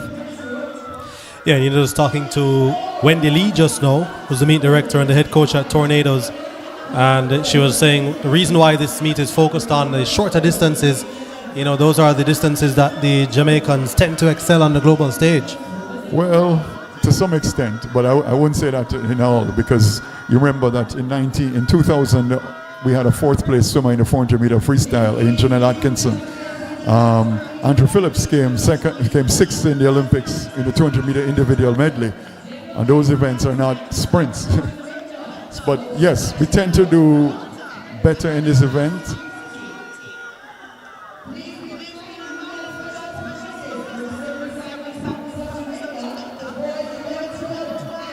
Touching first in lane number 4, 49.11. That's heat number 3. That's Lexi Scott of the Speedos. And I think she went down to 50 seconds for the first time, so she did a personal best time. Yeah, we tend to do better in the shorter distances to some extent, but what you find is that if you don't have that base when you're younger, it's going to be very difficult when you get older to do consistently well in a 50-meter race. Because 50-meter race takes a lot out of you. Yeah, and speaking of that, we've got heat 4 of 6 for the 11 to 12 girls, and they're now in the water, and it's Victoria Edwards and Sienna Reese Sharp, Mona Lee Bryan, Rogel Dixon, Victoria Denny, Jessica Pan, and Maya Burke, as well as Zuri Ewers. So let's see who gets in first in this one, and this one is a pretty close one there, Alan. Yeah, all together, synchronized swimming. It's all about the touch and the finish right now. The touch, lane 5. Lane 5, Victoria Denny. 46.34. Victoria Denny, that's just outside of her personal best time.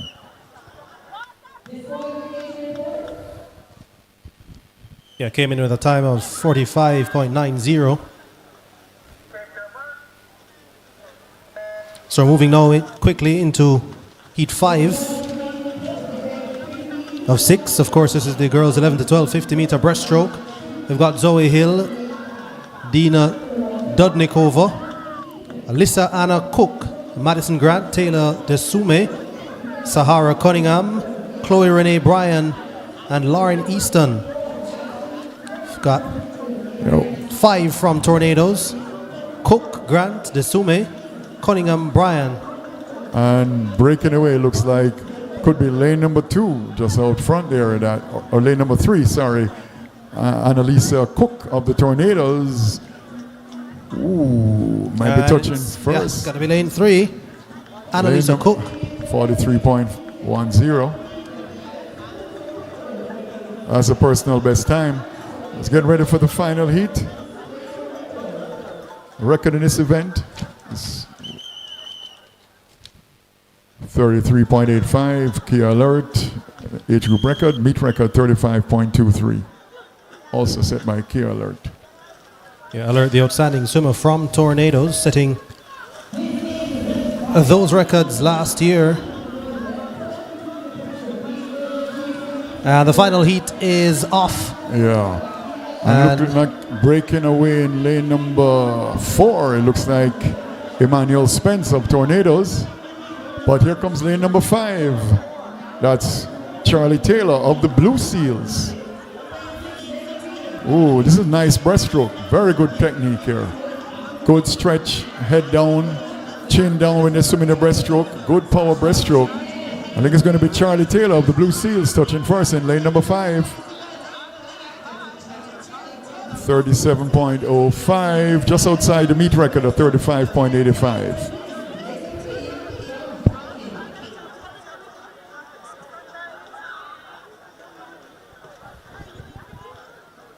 37.05 for Taylor. Faster than the 37.34 that she came into the meet with. Yeah, that's a personal best time. And she's from the Blue Seal Swim Club, coached by David Bromfield. Yeah, quite a wide representation here in terms of the number of clubs, including one of the newest on the scene, Alan. Yeah, that's Vikings. Well, Vikings has been around a couple of years, but then you have Shark Swim Club, which I think they were formed this year. And they've been producing some good swimmers, coached by Alexandra Beckford. And they have developed some pretty good swimmers. A couple of Carifta qualifiers this year. We have the boys 11 to 12 50-meter breaststroke in the water. Record, national age group record 33.43 held by Kevin Campbell. Meet record 36.44 held by Luke Ramdial. We have 3 swimmers in this event. Joel Bennett of Speedos in 3, Matthew Walker of Vikings in 4, and Zachary Hall of Aquamarine Ripples in 5.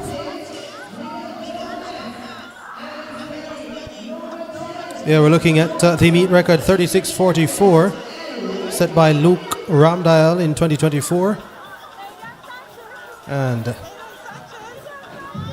for the boys in the 11 to 12 50 meter breaststroke, who is going to touch the wall first? So you see in the middle of the pool, that's in lane 5, lane 4. Lane 4, yeah. Matthew Walker, Vikings.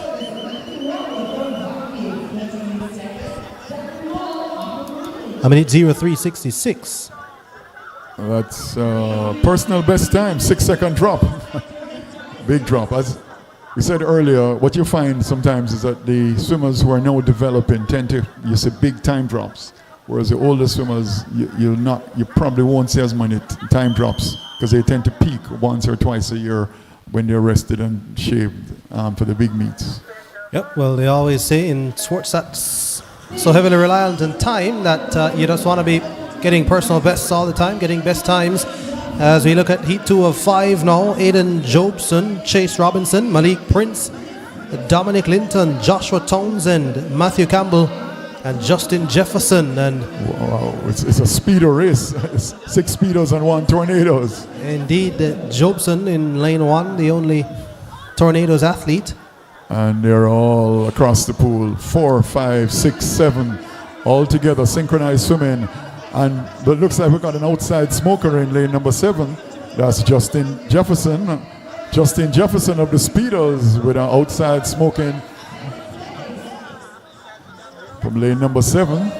Let's see if Jefferson is able to get this one and touches the wall first. Does look like Justin Jefferson gets there. Justin Jefferson touches in a 51:16, which is a personal best time by about 7 seconds.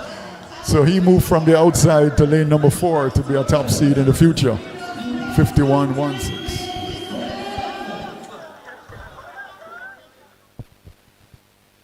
And lane 6, just beaten to the punch there. Matthew Campbell finishing in second. They're off in Heat 3 of 5. Kemarco Lewis, Xavier Assam, Dre McKenzie, Jaden Ismail, Nia Sterling, Kajay Jackson, Amari Thomas, and Xavi Alexander Wright. So we're seeing again on the outside, a lot of the swimming coming from out there. Those last 2 lanes, 7 and 8, Amari Thomas and Xavi Alexander Wright. Let's look to the middle of the pool now in lane 5, Alan, Nia Sterling. Yeah, it looks like lane number 6 and lane number 3. Lane 6 is Kajay Jackson of Aqua Youth Swim Club. Well, here comes lane 3, Dre McKenzie. And it's close. Oh, first is lane number 6. Oh, by 800th of a second. That's a close race. Lane number 3, sorry, 47.87. 47.87. The lane number 3, that's Dre McKenzie of Speedos. But it's good to see Aqua Youth back in the water. They haven't competed very often in the last few years. One of our older clubs in Jamaica, but had some challenges, but now they're coming back on the scene.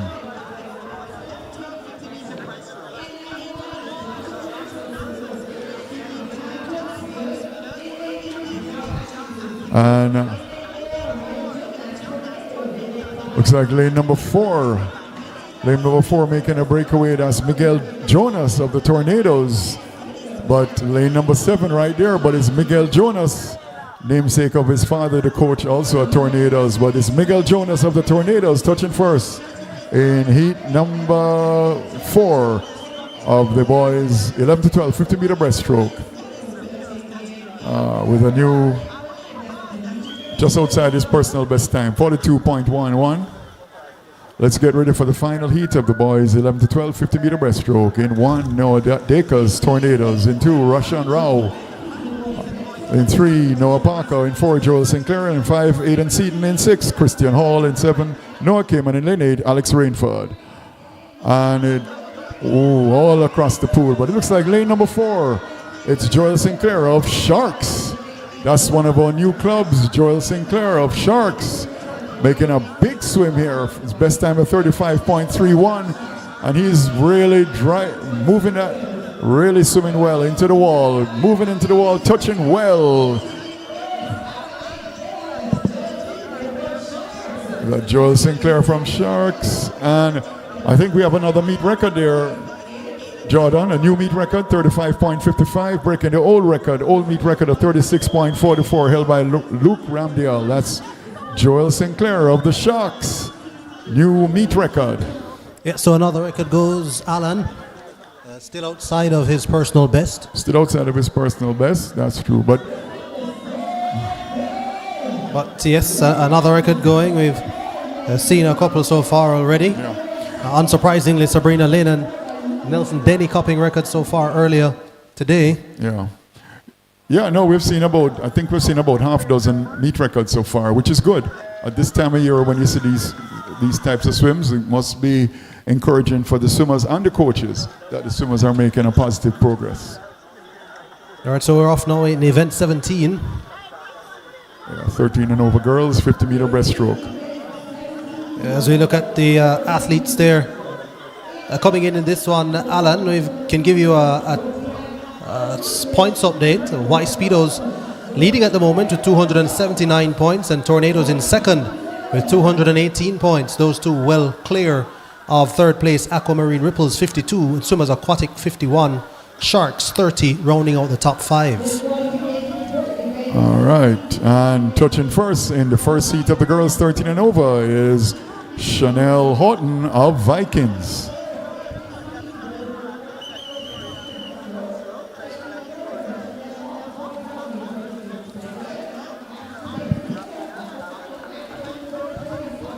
So 45-49 for Horton of Vikings. That's, well, she entered with a no time, so that's a personal best. So we can't complain about that. Good swim there. Record in this event, our 13-14 age group record is held by Zanita Alvaranga, 34.14. The meet record, 13-14, is 38.50. 15-17 age group record, national age group record, 32.59, held by Alia Atkinson. 15-17 meet record, 35.23, held by Kokolo Foster. And we're now heat number 2 in the water. And it looks like we got an outside smoker in lane number 8. That's Sky Palmer of Wahoo.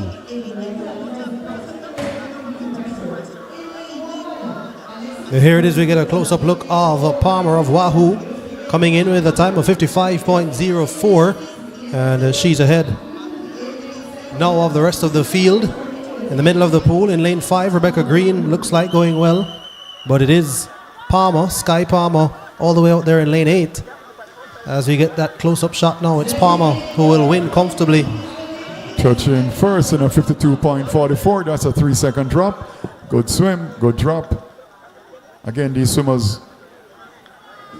these swimmers are working towards qualifying, particularly in the younger age groups, 11, 12, 9, 10, 13, 14. Some of them are trying to work towards the Goodwill Games, where the older swimmers in the 15, 17, 13, 14 up, they're working towards qualifying for the Goodwill or the World Juniors.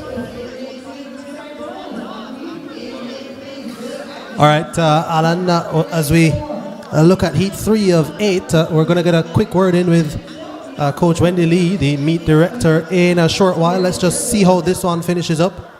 Okay, we have lane number 4 out front. That's Onyeka McBean of the Tornadoes.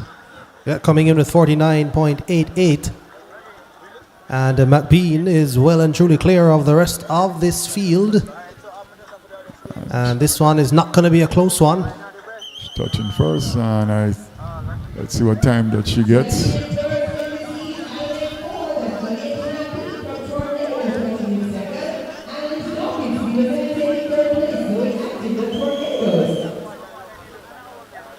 .54, lane number 4. And here comes McBean of the Tornadoes, and she's done a 4-second drop. Big swim. Yeah, and if we could just get a quick word in with Coach Wendy Lee as we take a look here at heat 4 of 8, Coach. How have you seen the meet so far? I mean, we're almost at the end of day 1. What are your thoughts?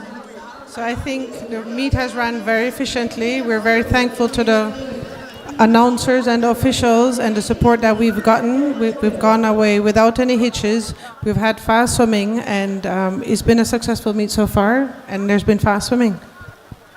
Okay, Coach, remember you have to put your meet director hat on. You can't be biased and talk about tornadoes only. As we look at heat 4 of 8, and coming in on the outside, it looks like in lane 8, is it?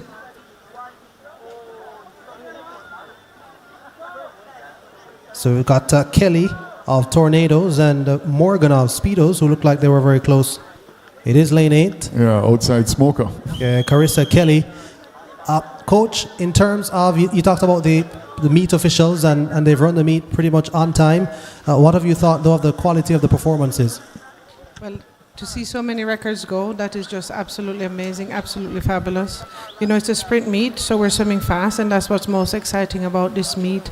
We're getting records in all ages, because Sam Phillipson, who is a former national swimmer, I believe, is also setting records in masters. So you know that master swimming in Jamaica is really growing.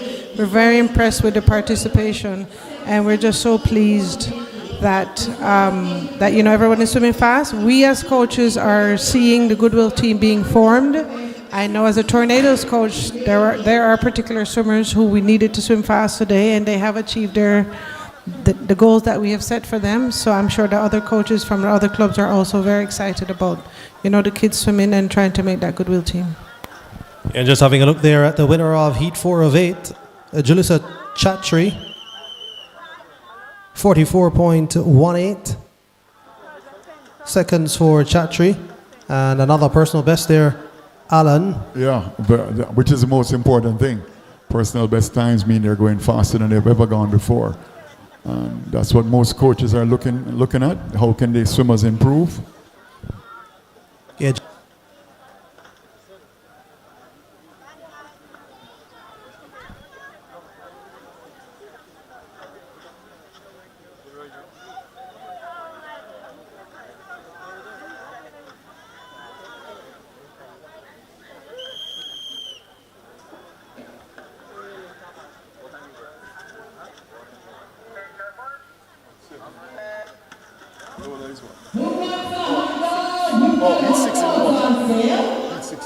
Please go ahead and get your hot dog. This is the 2025 Tornadoes Invitational Swimming. All right, so we've got heat 6.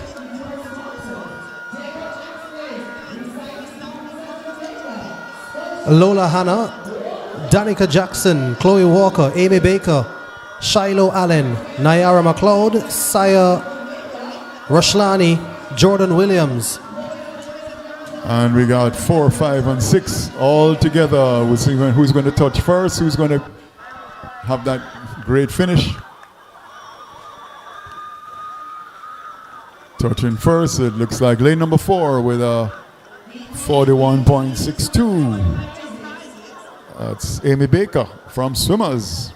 Personal best time. We're getting now to heat number 7 of 8. In 1, we have Kelsey Walsh. In 2, Asia Marie Adams of Speedos. In 3, Kayla Brown, Swimmers. In 4, Cara Hutchinson, Swimmers. In 5, Renee Chung, Speedos. In 6, Zoya Hawes, Aquamarine. In 7, Zuri Cook, Swimmers. And in lane 8, Morgan Easton, Speedos. One more quick one for Coach Wendy before she's got to go. We've got 2 more days after this. We start early in the morning tomorrow. For the viewers watching us on CVM TV YouTube, tell them what time they need to tune in and what they can expect tomorrow. So before we talk about tuning in tomorrow, you need to stick around tonight for the mixed relay. 2 boys, 2 girls, swimming backstroke, butterfly, breaststroke and freestyle. We're going to have a very exciting relay event this evening. Tomorrow morning the focus will be mostly on the 10 and under swimmers and a few distance events, middle distance events for the 11 and over swimmers, and then tomorrow evening is going to be all our senior swimmers. So it's going to be an exciting day tomorrow. Focus on the 10 and unders in the morning and 11 and over swimmers in the afternoon. Thank you so much, Coach Wendy. It's Soleil Blake. No, in fact, we're in heat 7. Final heat of the girls 50-meter breaststroke. In 1, Rima Johnson. In 2, Chloe Ferron in 3, Victoria Vandeleur in 4, Sabrina Lynn in 5, Kia Alert in 6, Morgan Mahaba in 7, Shannon Hunter, and in lane 8, Kiara Bryan.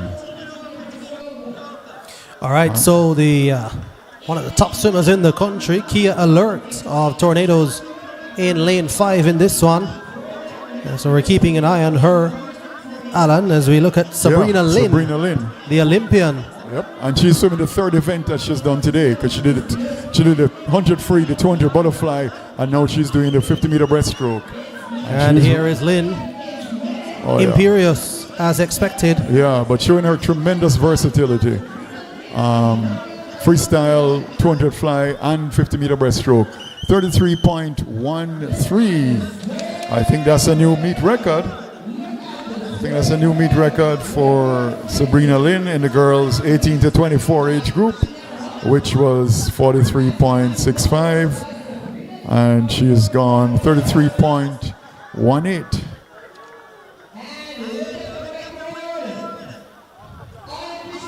And that's Kia Alert. So Kia Alert, that looks like a new record by Kia Alert also for the 13-14 age group. Yeah, new meet record by Kia Alert. It looks like we've had about a dozen meet records so far, which is good news.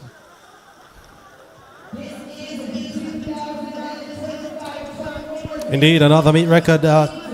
Can't say that we expected any less from the likes of Sabrina Lynn. And I'm going to make way once again, Alan, for Zachary Jackson Blaine. Yes, thank you very much. Yeah. All right, we're getting it, boys, 13 and over 50-meter breaststroke, which is, I think, our last individual event for this afternoon. Then we get into the exciting mixed relays. The first heat of the boys 13 and over, it's out. We have 3 swimmers in lane number 5. Out front is Jordan Brown of the Tornadoes. And lane 4, Jeremiah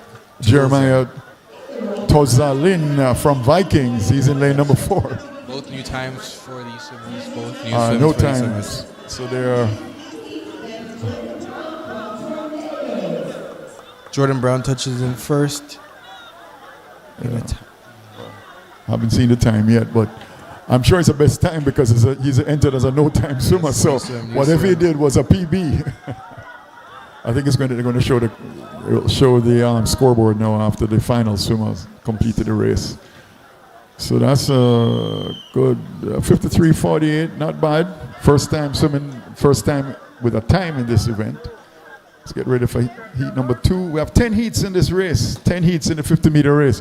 One of the things, Zachary, we'll find is the shorter races have much more heats. People want to take it on, man. The 200 fly, you only had 1 heat in most of them. I wonder why. And then in the 50-meter races, you have 10 heats. But yes, we in heat 2 now. We have in lane 1, Reese Hines. In lane 2, Kyle Chin. In lane 3, Khalil Francis. In lane 7, we have Jonathan Coffey. And in lane 8, we have Justin Lewis. Okay, all right. Well, they almost finished. I'll take a break over the weekend. Coming into the wall in lane 3, we have Khalil Francis. And in lane 7, we have Jonathan Coffey. It looks like Jonathan Coffey will touch in first, followed by lane 3 and lane 2.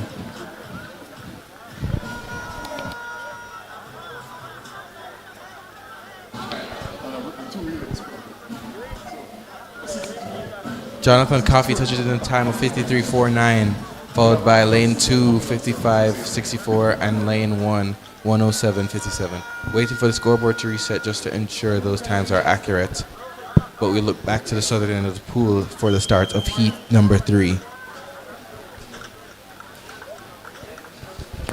Yes, we're getting to the end, folks. As said before, we have a couple more heats to go for the 50-meter breaststroke, and then we will have the mixed relay. Yeah. So, heat 3 is off. In lane 1, we have Giannis Isles. In lane 2, Matthew Baker. In lane 3, Zaid Thompson. In lane number 5, we have Christian Dawes Farron. In lane 6, we have Aiden O'Neill Alexander. In lane 7, we have Malachi Beckford. And in lane 8, Caleb Anthony White. Coming in, leading the pack, it seems to be lane number 6, Aiden O'Neill Alexander from... Lane 6 is that's Aqua Youth. Aqua Youth Swim Club. Back on the scene again. Yes, touches in first. Well done, well done. Waiting for the Let's scoreboard see. in a time of 45:33. Well, that's a good drop. That's a little drop off. His personal entry time was a 45.75. Good swims, good swims. Heat 4 is on the block, and they're off now.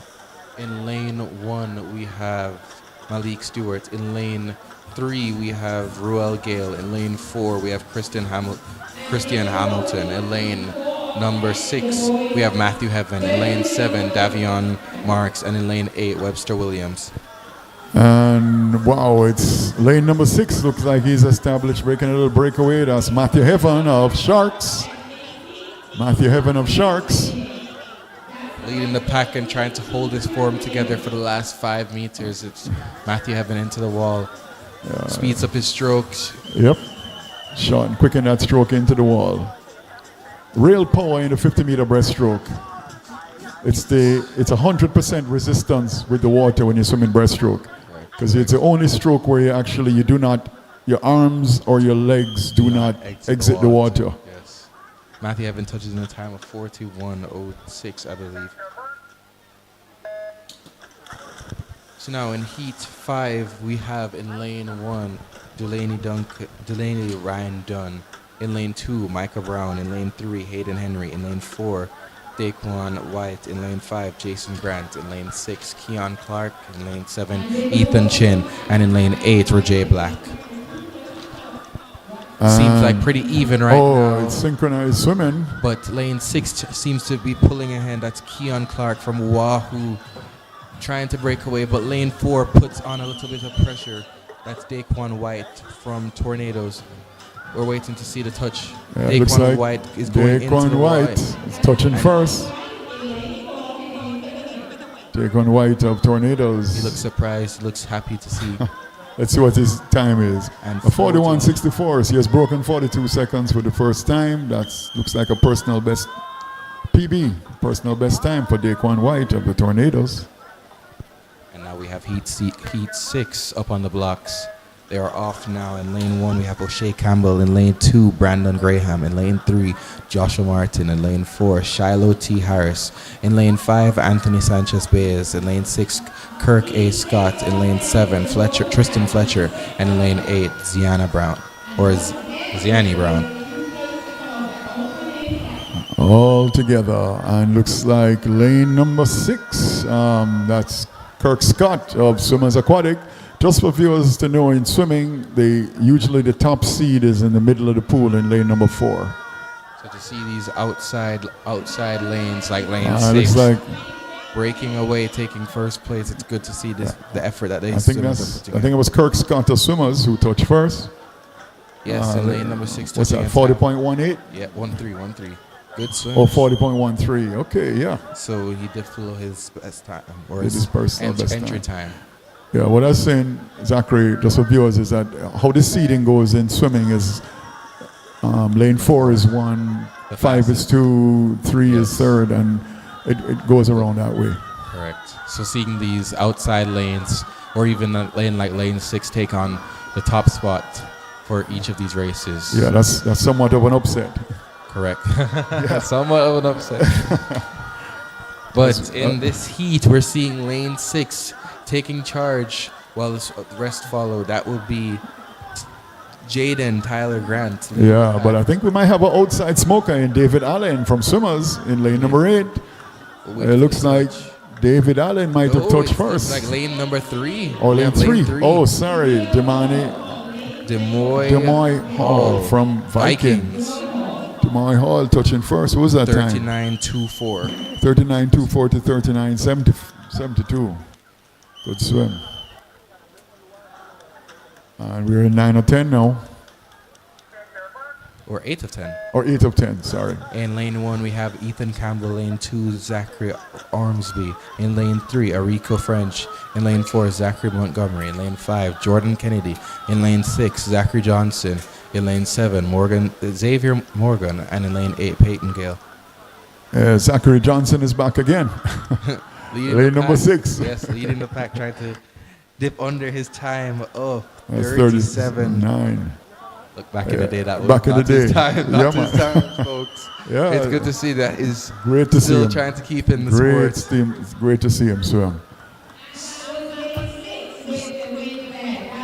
Zachary Johnson touching in first in lane 6. What in is a that? time of 35.25. So he dipped below his down entry well. time of 37.9. So it seems like he's been putting in Yeah, man. work. Your namesake doing well, Zachary.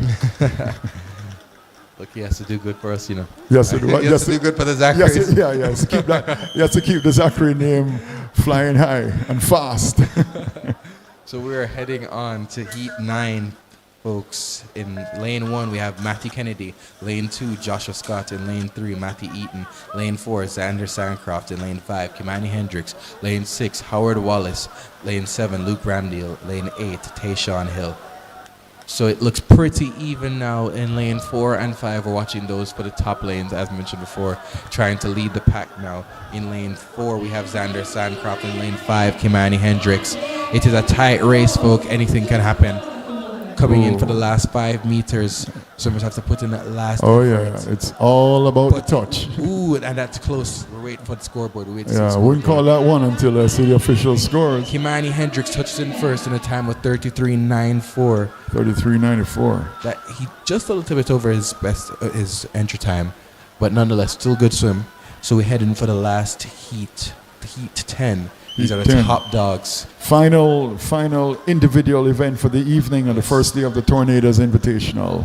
Look, these are the top dogs. They're going to be battling it out in this race right now. In lane 1, we have Julian Willoughby. In lane 2, Tyler Robinson. Lane 3, Kabiki Thomas. Lane 4, Kai Radcliffe. Lane 5, Brandon Wong. Lane 6, Daniel Ojondo. Lane 7, Nelson Denley. And in lane 8, Daniel Gordon. Kai Radcliffe recently attended the Curfta Games, and he's going at it in lane 4, leading the pack while the rest follow behind him. But lane 6 seems to be giving him a little chase. Lane 6 is Daniel Ojondo. We will look for the touch. Kai It Radcliffe. will be Kai Radcliffe touching in first. In lane 6, that is Daniel Ojondo touching in Oh second. yeah, And that's we a wait good for swim. the Let's see what scoreboard. time that is. I think we got a new record. 30. That's 30.42. 30.42, correct. And that's under the 15-17 meet record, which was 32.18. In fact, Yes, that is a meet record. I think the top 2 swimmers Are both underneath. both under the record. Kai Radcliffe of the Speedos and Adele John Doe unattached. Good swim. Good swims all around. As you mentioned earlier, Zachary, I think what is really lovely with this swim meet is seeing so many Jamaican swimmers who grew up here at the National Stadium, who have gone overseas, are swimming, and they've come back and are competing in the swim meet. Correct, because a swimmer like Daniel Ojondo, Right. when he was here, was a backstroker, IMer. So to see him taking on this 50 breast event just like that, with that high level of effort, challenging Kai Radcliffe in this race, it's amazing to see. And it's good to see that they're excited about these swims. I mean, look, even all of them are encouraging each other, cheering each other on, celebrating with each other, because look, at the end of the day, it is a good camaraderie out there on the pool deck. And it's a great, as you mentioned earlier, it's great motivation for the younger swimmers. Correct. When they see the swimmers coming from who they used to train with, who went away, and they're coming back and representing their clubs and competing in our swim meets. Look, I love to see good sportsmanship out there, because it just shows that at the end of the day, even though we're all racing against each other and racing on different teams, we can still share a bond in the fact that we're racing in the same sport. Actually, in the States, from where I reside, it is common, very common, that after you swim, at least a fist bump or a handshake or something. Oh yeah. Because it's just supporting each other at the end of the day for your hard work that we all put in. Yeah. No, very important. Very important. So we'll be taking a 5-minute recess at the pool, giving the swimmers an opportunity to cool down, get the lactic acid out of their blood, and get prepped and ready for the last event of the night, which will be the 400-meter medley relay. And it's mixed relays. Yes, so there will be 2 girls, 2 boys, Yeah. and the medley relay consists of Yeah. 100 backstroke, 100 breaststroke, 100 fly, 100 free. Well, I think what is interesting with the medley relay, unlike the freestyle mixed relays, where you might find the coaches may put the faster swimmers first, which usually are the male swimmers, and then the females after. In a medley relay, you're going to mix it up. Correct. It's a different strategy all around. Different strategy altogether. Because you're a top breaststroker for a guy, you could have a girl pretty equivalent to that as well. Okay, So, yeah. And vice versa as well. I mean, look, at the end of the day, these coaches know the strategy, and so they're going to work it as best as they can because we have teams with A, B, C, D. Wow. And All right. I mean, at the end of the day, that means they're putting. Look, they have good swimmers to spread across. Yeah, and I think what it also shows is how seriously these coaches are taking the swim meet because Correct. They want the points. They want need the points. because look, we're going for that top title at the end of Yeah. this competition. It's important. And of course, in a relays, in a regular individual event, you score 9 points. But in a relay, it is double. It's double points. So these are So it's big points, folks. They're going for these big points.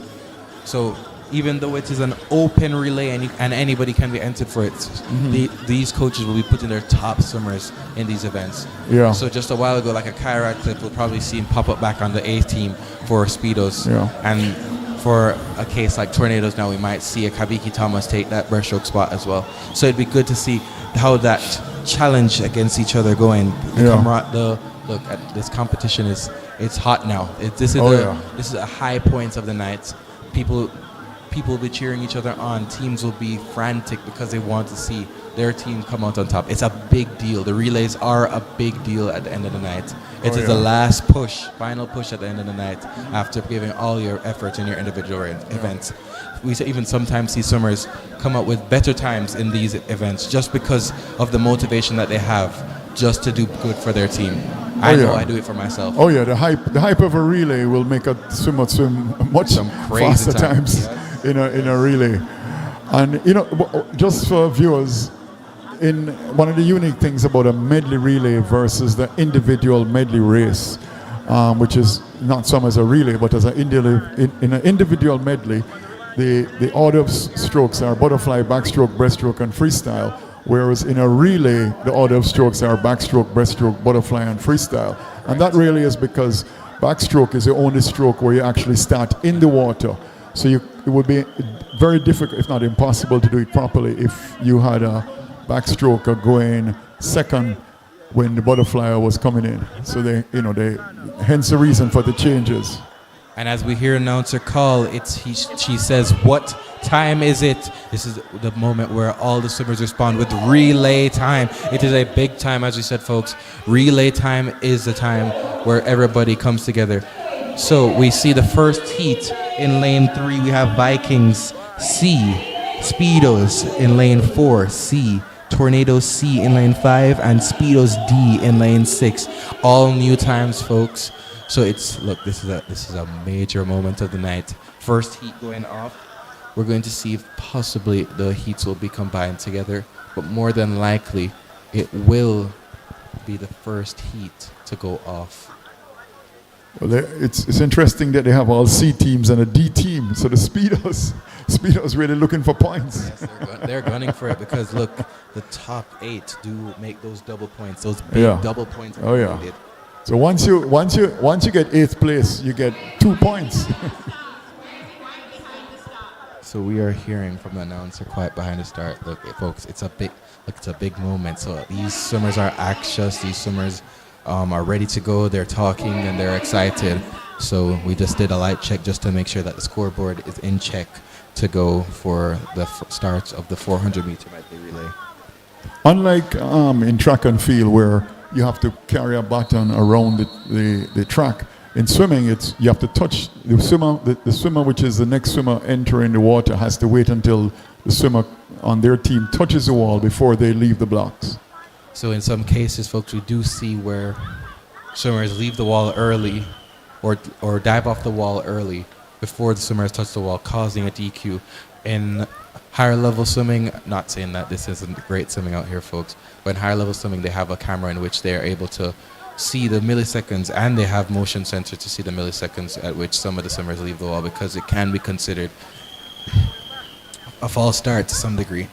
Yeah. So What you as you mentioned with the higher level swimming is that some of these swimmers will be almost flat once their toes don't lose contact with the blocks, but they'll almost be parallel to the water when the swimmer touches the wall. they're so technical with yeah. it. It comes down to almost like a science Yeah. where So it's always very important for a swimmer, with incoming swimmer, to ensure they don't slow down into the wall, because it can throw off the other swimmer, because they're anticipating that touch, and they don't want to be standing and then moving when you touch. They want to be moving before you touch.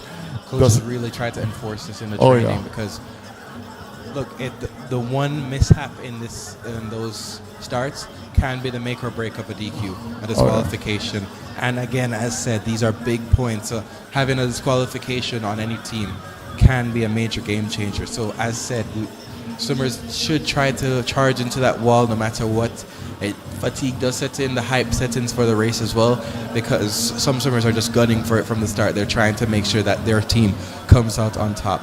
So ensuring that they get into the wall as best as possible, as smooth as possible, and at a certain speed, ensuring that they don't throw off the next outgoing swimmer. Okay, so we lane have Speedo 4, C out front leading the pack, in the followed by backstroke. Speedo So they D. had a male swimmer on the backstroke, and now they have a female swimmer on the breaststroke. Tornadoes is off now in third, and the Vikings is coming in lane 3. So we can see, as said, the strategy sometimes is to put the girls on breaststroke. But as said, anything can happen because, like a Kai Radcliffe earlier, his breaststroke seems to be really strong. So and the breaststroke is very important because the distance you get, if you're ahead on the breaststroke and then you start a faster stroke, which is butterfly, what that does is that expands that lead over the other teams. So that breaststroke to butterfly strategy is very important in a medley relay. correct. Look, no matter what, you still put your top swimmers on it, but there's still a degree of deciding on whether or not you're going to put a girl breaststroker or a boy breaststroker. And I mean, that goes for all the other swims as well, because you could have the top 100 freestyler, but could you sacrifice your 100 freestyler and probably put them on a 100 fly to overall make a faster relay team? Yeah. So coming into the wall, we have Speedo's C in lane number 4. Speedo C team. And Tornado Seams has equalized with the Speedo's D coming back into this race, trying to take on and challenge Speedo's D.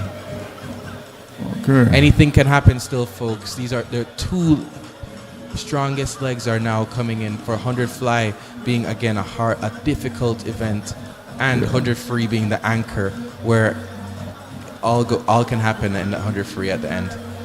I've seen many changes in the last even 10 meters of 100 freestyle. On a relay, that's the exciting thing about a relay, and I think even more exciting with a mixed relay is that it's boys, girls, and it's as again compared to a freestyle relay where you tend to load up your first two legs with the boys, and then the girls. In this, it's totally mixed up. Really mixed. It's really a mixed relay. Correct. Speedos is still leading the pack in lane number 4, and Tornadoes and Speedos is coming right behind them as well. Tornadoes is trying to give chase to Speedos C, and now we see coming into the last 15 meters, breathing every single stroke for Speedos C and Tornadoes D. Vikings leads off 4th in lane number 3. Speedos coming into the wall last 5 meters. Yeah, Speedos. And now they're off on their last leg up for the 100 free. Speedos leading the pack. Tornadoes still trying to keep together this race and seeing what can happen. And they're trying to definitely get some points here, Speedos C team. Although they're in this heat, their time may put them in the top 8. Correct. Look, anything can happen because even though we have 8, a full house for the next race, Speedos C team could still outrank some of those. Oh yeah, times they could sneak in. Yes. And I think also because they're entered, because there are such a few times that you actually swim a mixed team, so they were entered with a no time. Correct. So you could see some interesting things happening with them compared to the next race, which has next heat, which has eight teams. So Speedo's C is coming into the wall. They are now at the 25-meter mark. Tornadoes is following right behind, and Speedo's D is giving chase to Tornado's C. Viking still has 100 to go. Look, anything can happen, folks. We're seeing these swimmers trying to still chug into this wall, ensuring that they get the placement necessary. So Speedo's has C about team. a meter left and now touches in the wall. Tornadoes gives about half a body length away from Speedo's D to take the second place spot for the first heat.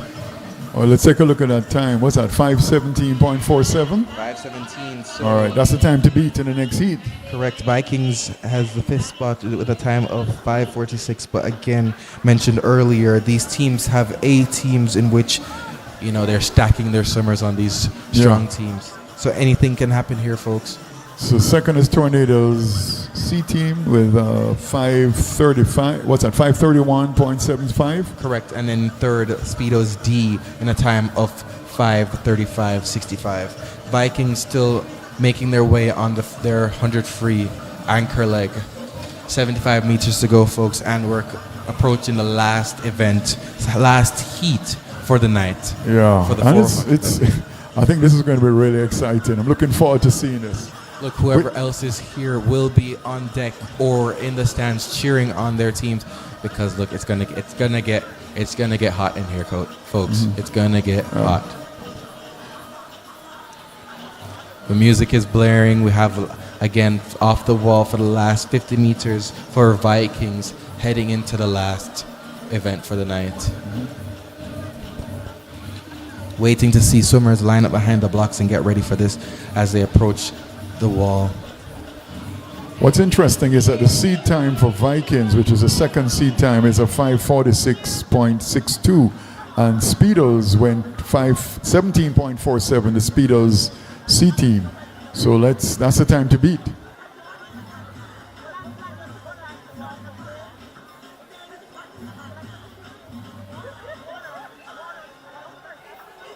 Yeah, this will be exciting. I'm looking forward to this race.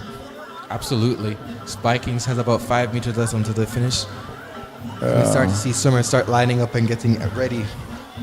Yeah, Look, behind these blocks, it's a very anxiety starting to set in, folks. Most swimmers are going to start shaking their arms, getting a couple of stretches in, and getting ready to go. They are putting their hands up because they want the backstroke ledges. The backstroke ledges provide that additional support to ensure that they can get that leap off of their backstroke start. Right. It minimize the risk of slipping off of the start with because your feet are up against the pads, and sometimes you might lose your grip. So that what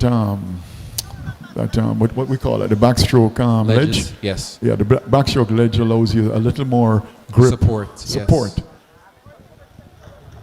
And look, sometimes that backstroke start can be the make or break, because it yeah. takes a lot to build up back if you slip on that wall. Yeah, I think it's one of the new additions to swimming. I think it probably came around the last half a dozen years, and it has really made a huge difference in terms of we're seeing much better times in backstroke, because backstrokers are now getting almost the same advantage as someone starting off with a block. The good backstrokers will get a really good start in terms of distance from the wall. Correct. And to hit those underwaters to the 15, it is crucial. These bigger swimmers, if they put it out there, folks, you'll see that they try to push the 15 meters because it provides an advantage, not only shortening the length that they have to swim on top of the water, but also it is said to be faster. So you can swim faster underwater. Yeah, definitely when you start. In fact, what used to happen some years ago when the swimmers started realizing they could go faster underwater, you found swimmers were almost going an entire 50 meters underwater, and then they had to change the rules to 15-meter mark because they can in fact do it. In fact, in the 1988 Olympics, in the finals, the swimmer, there was a false start, and the swimmer went almost 35-40 meters underwater. Correct. And they had to start the race again, and by then oxygen was gone. Correct. I remember that. Of course, that's long before your time, Zachary. But I think that was the reason why they changed the rules to the 15-meter mark, because people were just swimming the whole swim underwater. Yes. So now that the swimmers are in the water, I'll tell you the lane assignments for this final race of the night. In lane 1, we have Vikings B. Lane 2, Sharks A. Lane 3, Speedos A. Lane 4, Tornadoes A. Lane 5, Vikings A. Lane 6, what is that? Swimmers Aquatics. In lane 7, Tornadoes B. And in lane 8, Speedos B. Interestingly, I think we have primarily, I'm not sure, but I think mostly females in this first lineup for the backstroke. backstroke. Correct. So again, we see the strategy here. They're stacking. I think turning first in lane number 4, is that Tornadoes? Yes, that looks like Tornadoes in first, followed by lane 7, which is Tornadoes B, and in lane 5 we have Vikings A. This is interesting to see, folks. So we will watch to see what happens, because again, anything can happen. Is that, I'm not seeing clearly. No, it is lane 4 and lane 7. I think it's a male swimmer. Sorry, I made a mistake. It's a male swimmer in lane number 4. It is? Okay. Yeah, we can't really see clearly from here, but it's... And that looks like Kia Alert taking off in lane 4 and in lane 7 off as well. That looks like Habiki Thomas. Habiki Thomas, good breaststroker. Kia Alert, very good breaststroker. So it's Tornadoes 1-2 right folks. Now. We said that putting the backstroker as male and second to do it for the breaststroke female sometimes is a part of the strategy. But interestingly, you mentioned about Kai Radcliffe, and I think that's him. Is that him in lane 2? Chasing down Kia Alert. So look, it's a big moment, because look, I think for both of them, if Kia Alert sees Kai Radcliffe now on this turn, she's going to dig and ensure that she holds that lead. Look, it's important, folks, because heading to that fly leg, when everything comes closer now and towards the freestyle leg, you want to have that room, that space. Yeah, you want that open, that calm water to swim it. So we still have in first, but giving chase in lane 3, Speedos, but in first it's Tornadoes. Speedos takes over in lane 3, and in third place we have Tornadoes B. Look, this is it, folks. This is where we see the change. Kia Alert is trying to hold it together after all the events, as well as Kai Radcliffe. Speedos A is off, followed by Tornadoes A and B. Wow. Look, did you see that gap that formed, folks? But just from those underwaters. Hit those underwaters again. It is Sabrina Lynn off on that 100 fly, chasing down Speedos A. Tornadoes B is following suit. Again, we see the strategy here at play, folks, because at the end now we'll see a boy take off for Tornadoes B and probably a girl for Speedos A. So again, anything could happen here. Sabrina is chasing down Speedos A. That looks like Matthew Kennedy on the fly. Matthew Kennedy is leading the pack, coming back for lane number 3 for Speedos. But Sabrina Lynch seems to be closing this gap. But it's anybody's race here, folks. I would love to get the name. Matthew Kennedy out front. And I think it's, I'm not sure who's that finishing for Speedos, but, Nelson Denny finishing for, Tornadoes is that Nelson Denny for Tornadoes A? Sabrina Lynn coming into the wall. Speedos is off. Oh, this is going to be interesting. 15 meters out. What can Nelson Denny do here to make this different, folks? Underwaters to the 15, up. He's at it. He's on it. Look, it's a huge gap. But will he try to close this gap here? Well, I'm not sure if this swimmer is a sub double O swimmer. Caught up over there, and in lane 2 as well, Sharks and Tornadoes has fallen back. Gap is closing. Oh, here comes Nelson Denny. Underwaters, folks. I'm telling you, it works. Nelson Denny's trying to close the gap. Speedos A is still trying to give a challenge for this. Nelson Denny is closing the back gap. It is a big race, folks. Nelson Denny's trying to take over here, folks. Nelson Denny looks like he's pulling ahead here, folks. Towards the last 5 meters, Nelson Denny has pulled away now. Nelson Denny touches in first, taking the win for Tornadoes A. Speedos A in second place. Look, folks, it's a crazy race. Look at Nelson. Look at Nelson Denny, folks. Trying to hype up his teammates. Lane 8 coming in third. It looks like Speedos B team in lane 8. And it's a toss-up between 2 and 6, 2 and 7. 2 and 7. 2 and 7. We're waiting to see the touch here. Sharks and Tornadoes.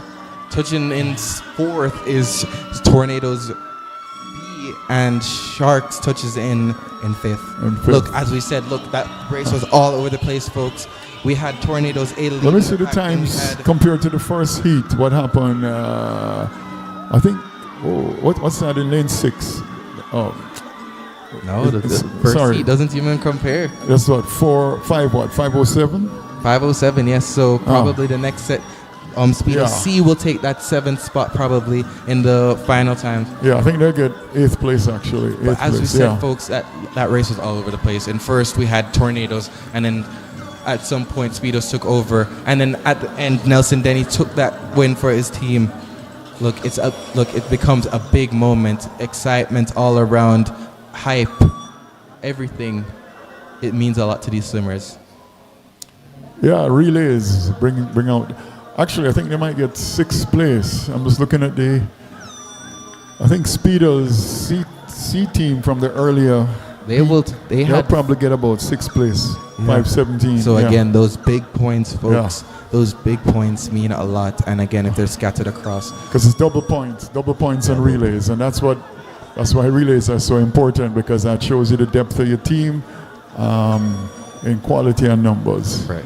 And look, folks, I will say it now because these races will come up later down, but that's not even one of the hypest relays in my opinion. I think the 2 medley relays, both the medley, and the freestyle relay are the bigger and hotter events to come.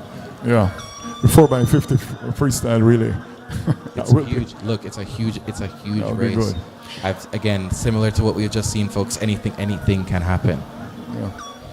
But it's a good day, good evening. Yes. I'm not sure how many records we had, but I know we had over a dozen records, which is good. Correct. For a swim meet at this time of the year. May is a kind of funny time because the swimmers would have peaked for Carifta, peaked for Pan Am Aquatics age group meet a couple of weeks ago. So they're now kind of building back up again, getting ready for the summer meets. So it's some pretty encouraging times, and I think, So we have the final scores here, folks. So in 15th place we have Unattached T. In 14th we have Wahoo Swim Club. In 13th Sailfish Unattached. In 12th we have Unattached R. In 11th we have Unattached C. In 10th we have Blue Seal Swim Club with 14 points. In 9th Sailfish Swim Academy with 16 points. In 8th we have Unattached with 18 points. In 7th place, Blue Martin Swim Club with 28 points. In 5th, tied for 5th actually, Shark Swim Club and Viking Swim Club with 41 points. In 4th, Swimmers Aquatic Swim Club with 75 points. In 3rd, Aquamarine Ripples with 97 points. In 2nd, Tornado Swim Club with 309 points. And in the top spot, 1st, Y Speedo Swim Clubs with 335 points. Close meet between Speedos and Tornadoes. Look, it's only the first session. Only the first session. Plenty more points to come. Yeah. Plenty more events to take place. Anything can happen here. Yeah. As we just saw, the big points, 16 points went out to Tornado Swim Club on the relay. Mm-hmm. But actually 18 points. 18 points. So anything can happen. Those big points matter, and honestly, at the end of the day, it matters about the swimmers just showing up and doing their events, because the top 8, it matters, it adds up. Yeah. Anyway, good job. Good swim meet so far. Yeah, indeed. We're winding down now here on day 1, and I want to say thank you so much to Zachary Jackson Blaine and Alan Marsh for taking us through what was just an afternoon session, afternoon into evening on day 1, of course. Tomorrow we start at 8:30 in the morning, so we'll have full 2 sessions, morning session, break for lunch, and then we have an afternoon session starting at about 4 in the afternoon tomorrow. And I want to say thank you as well to our sponsors, Mayberry, who are helping us to bring this coverage to you on YouTube live. This is the Tornadoes Invitational Swim Meet, of course, the annual swim meet, and we're looking forward to an exciting day 2 and 3. We'll be back with you. Alan will be swimming, by the way. He'll be competing. Zachary won't be competing. He's taking a break right now. He's enjoying his time in Jamaica. And we'll be back with you tomorrow morning, 8:30 in the morning. So join us for that. More live action from the Tornadoes Invitational Swim Meet right here on CVM TV YouTube.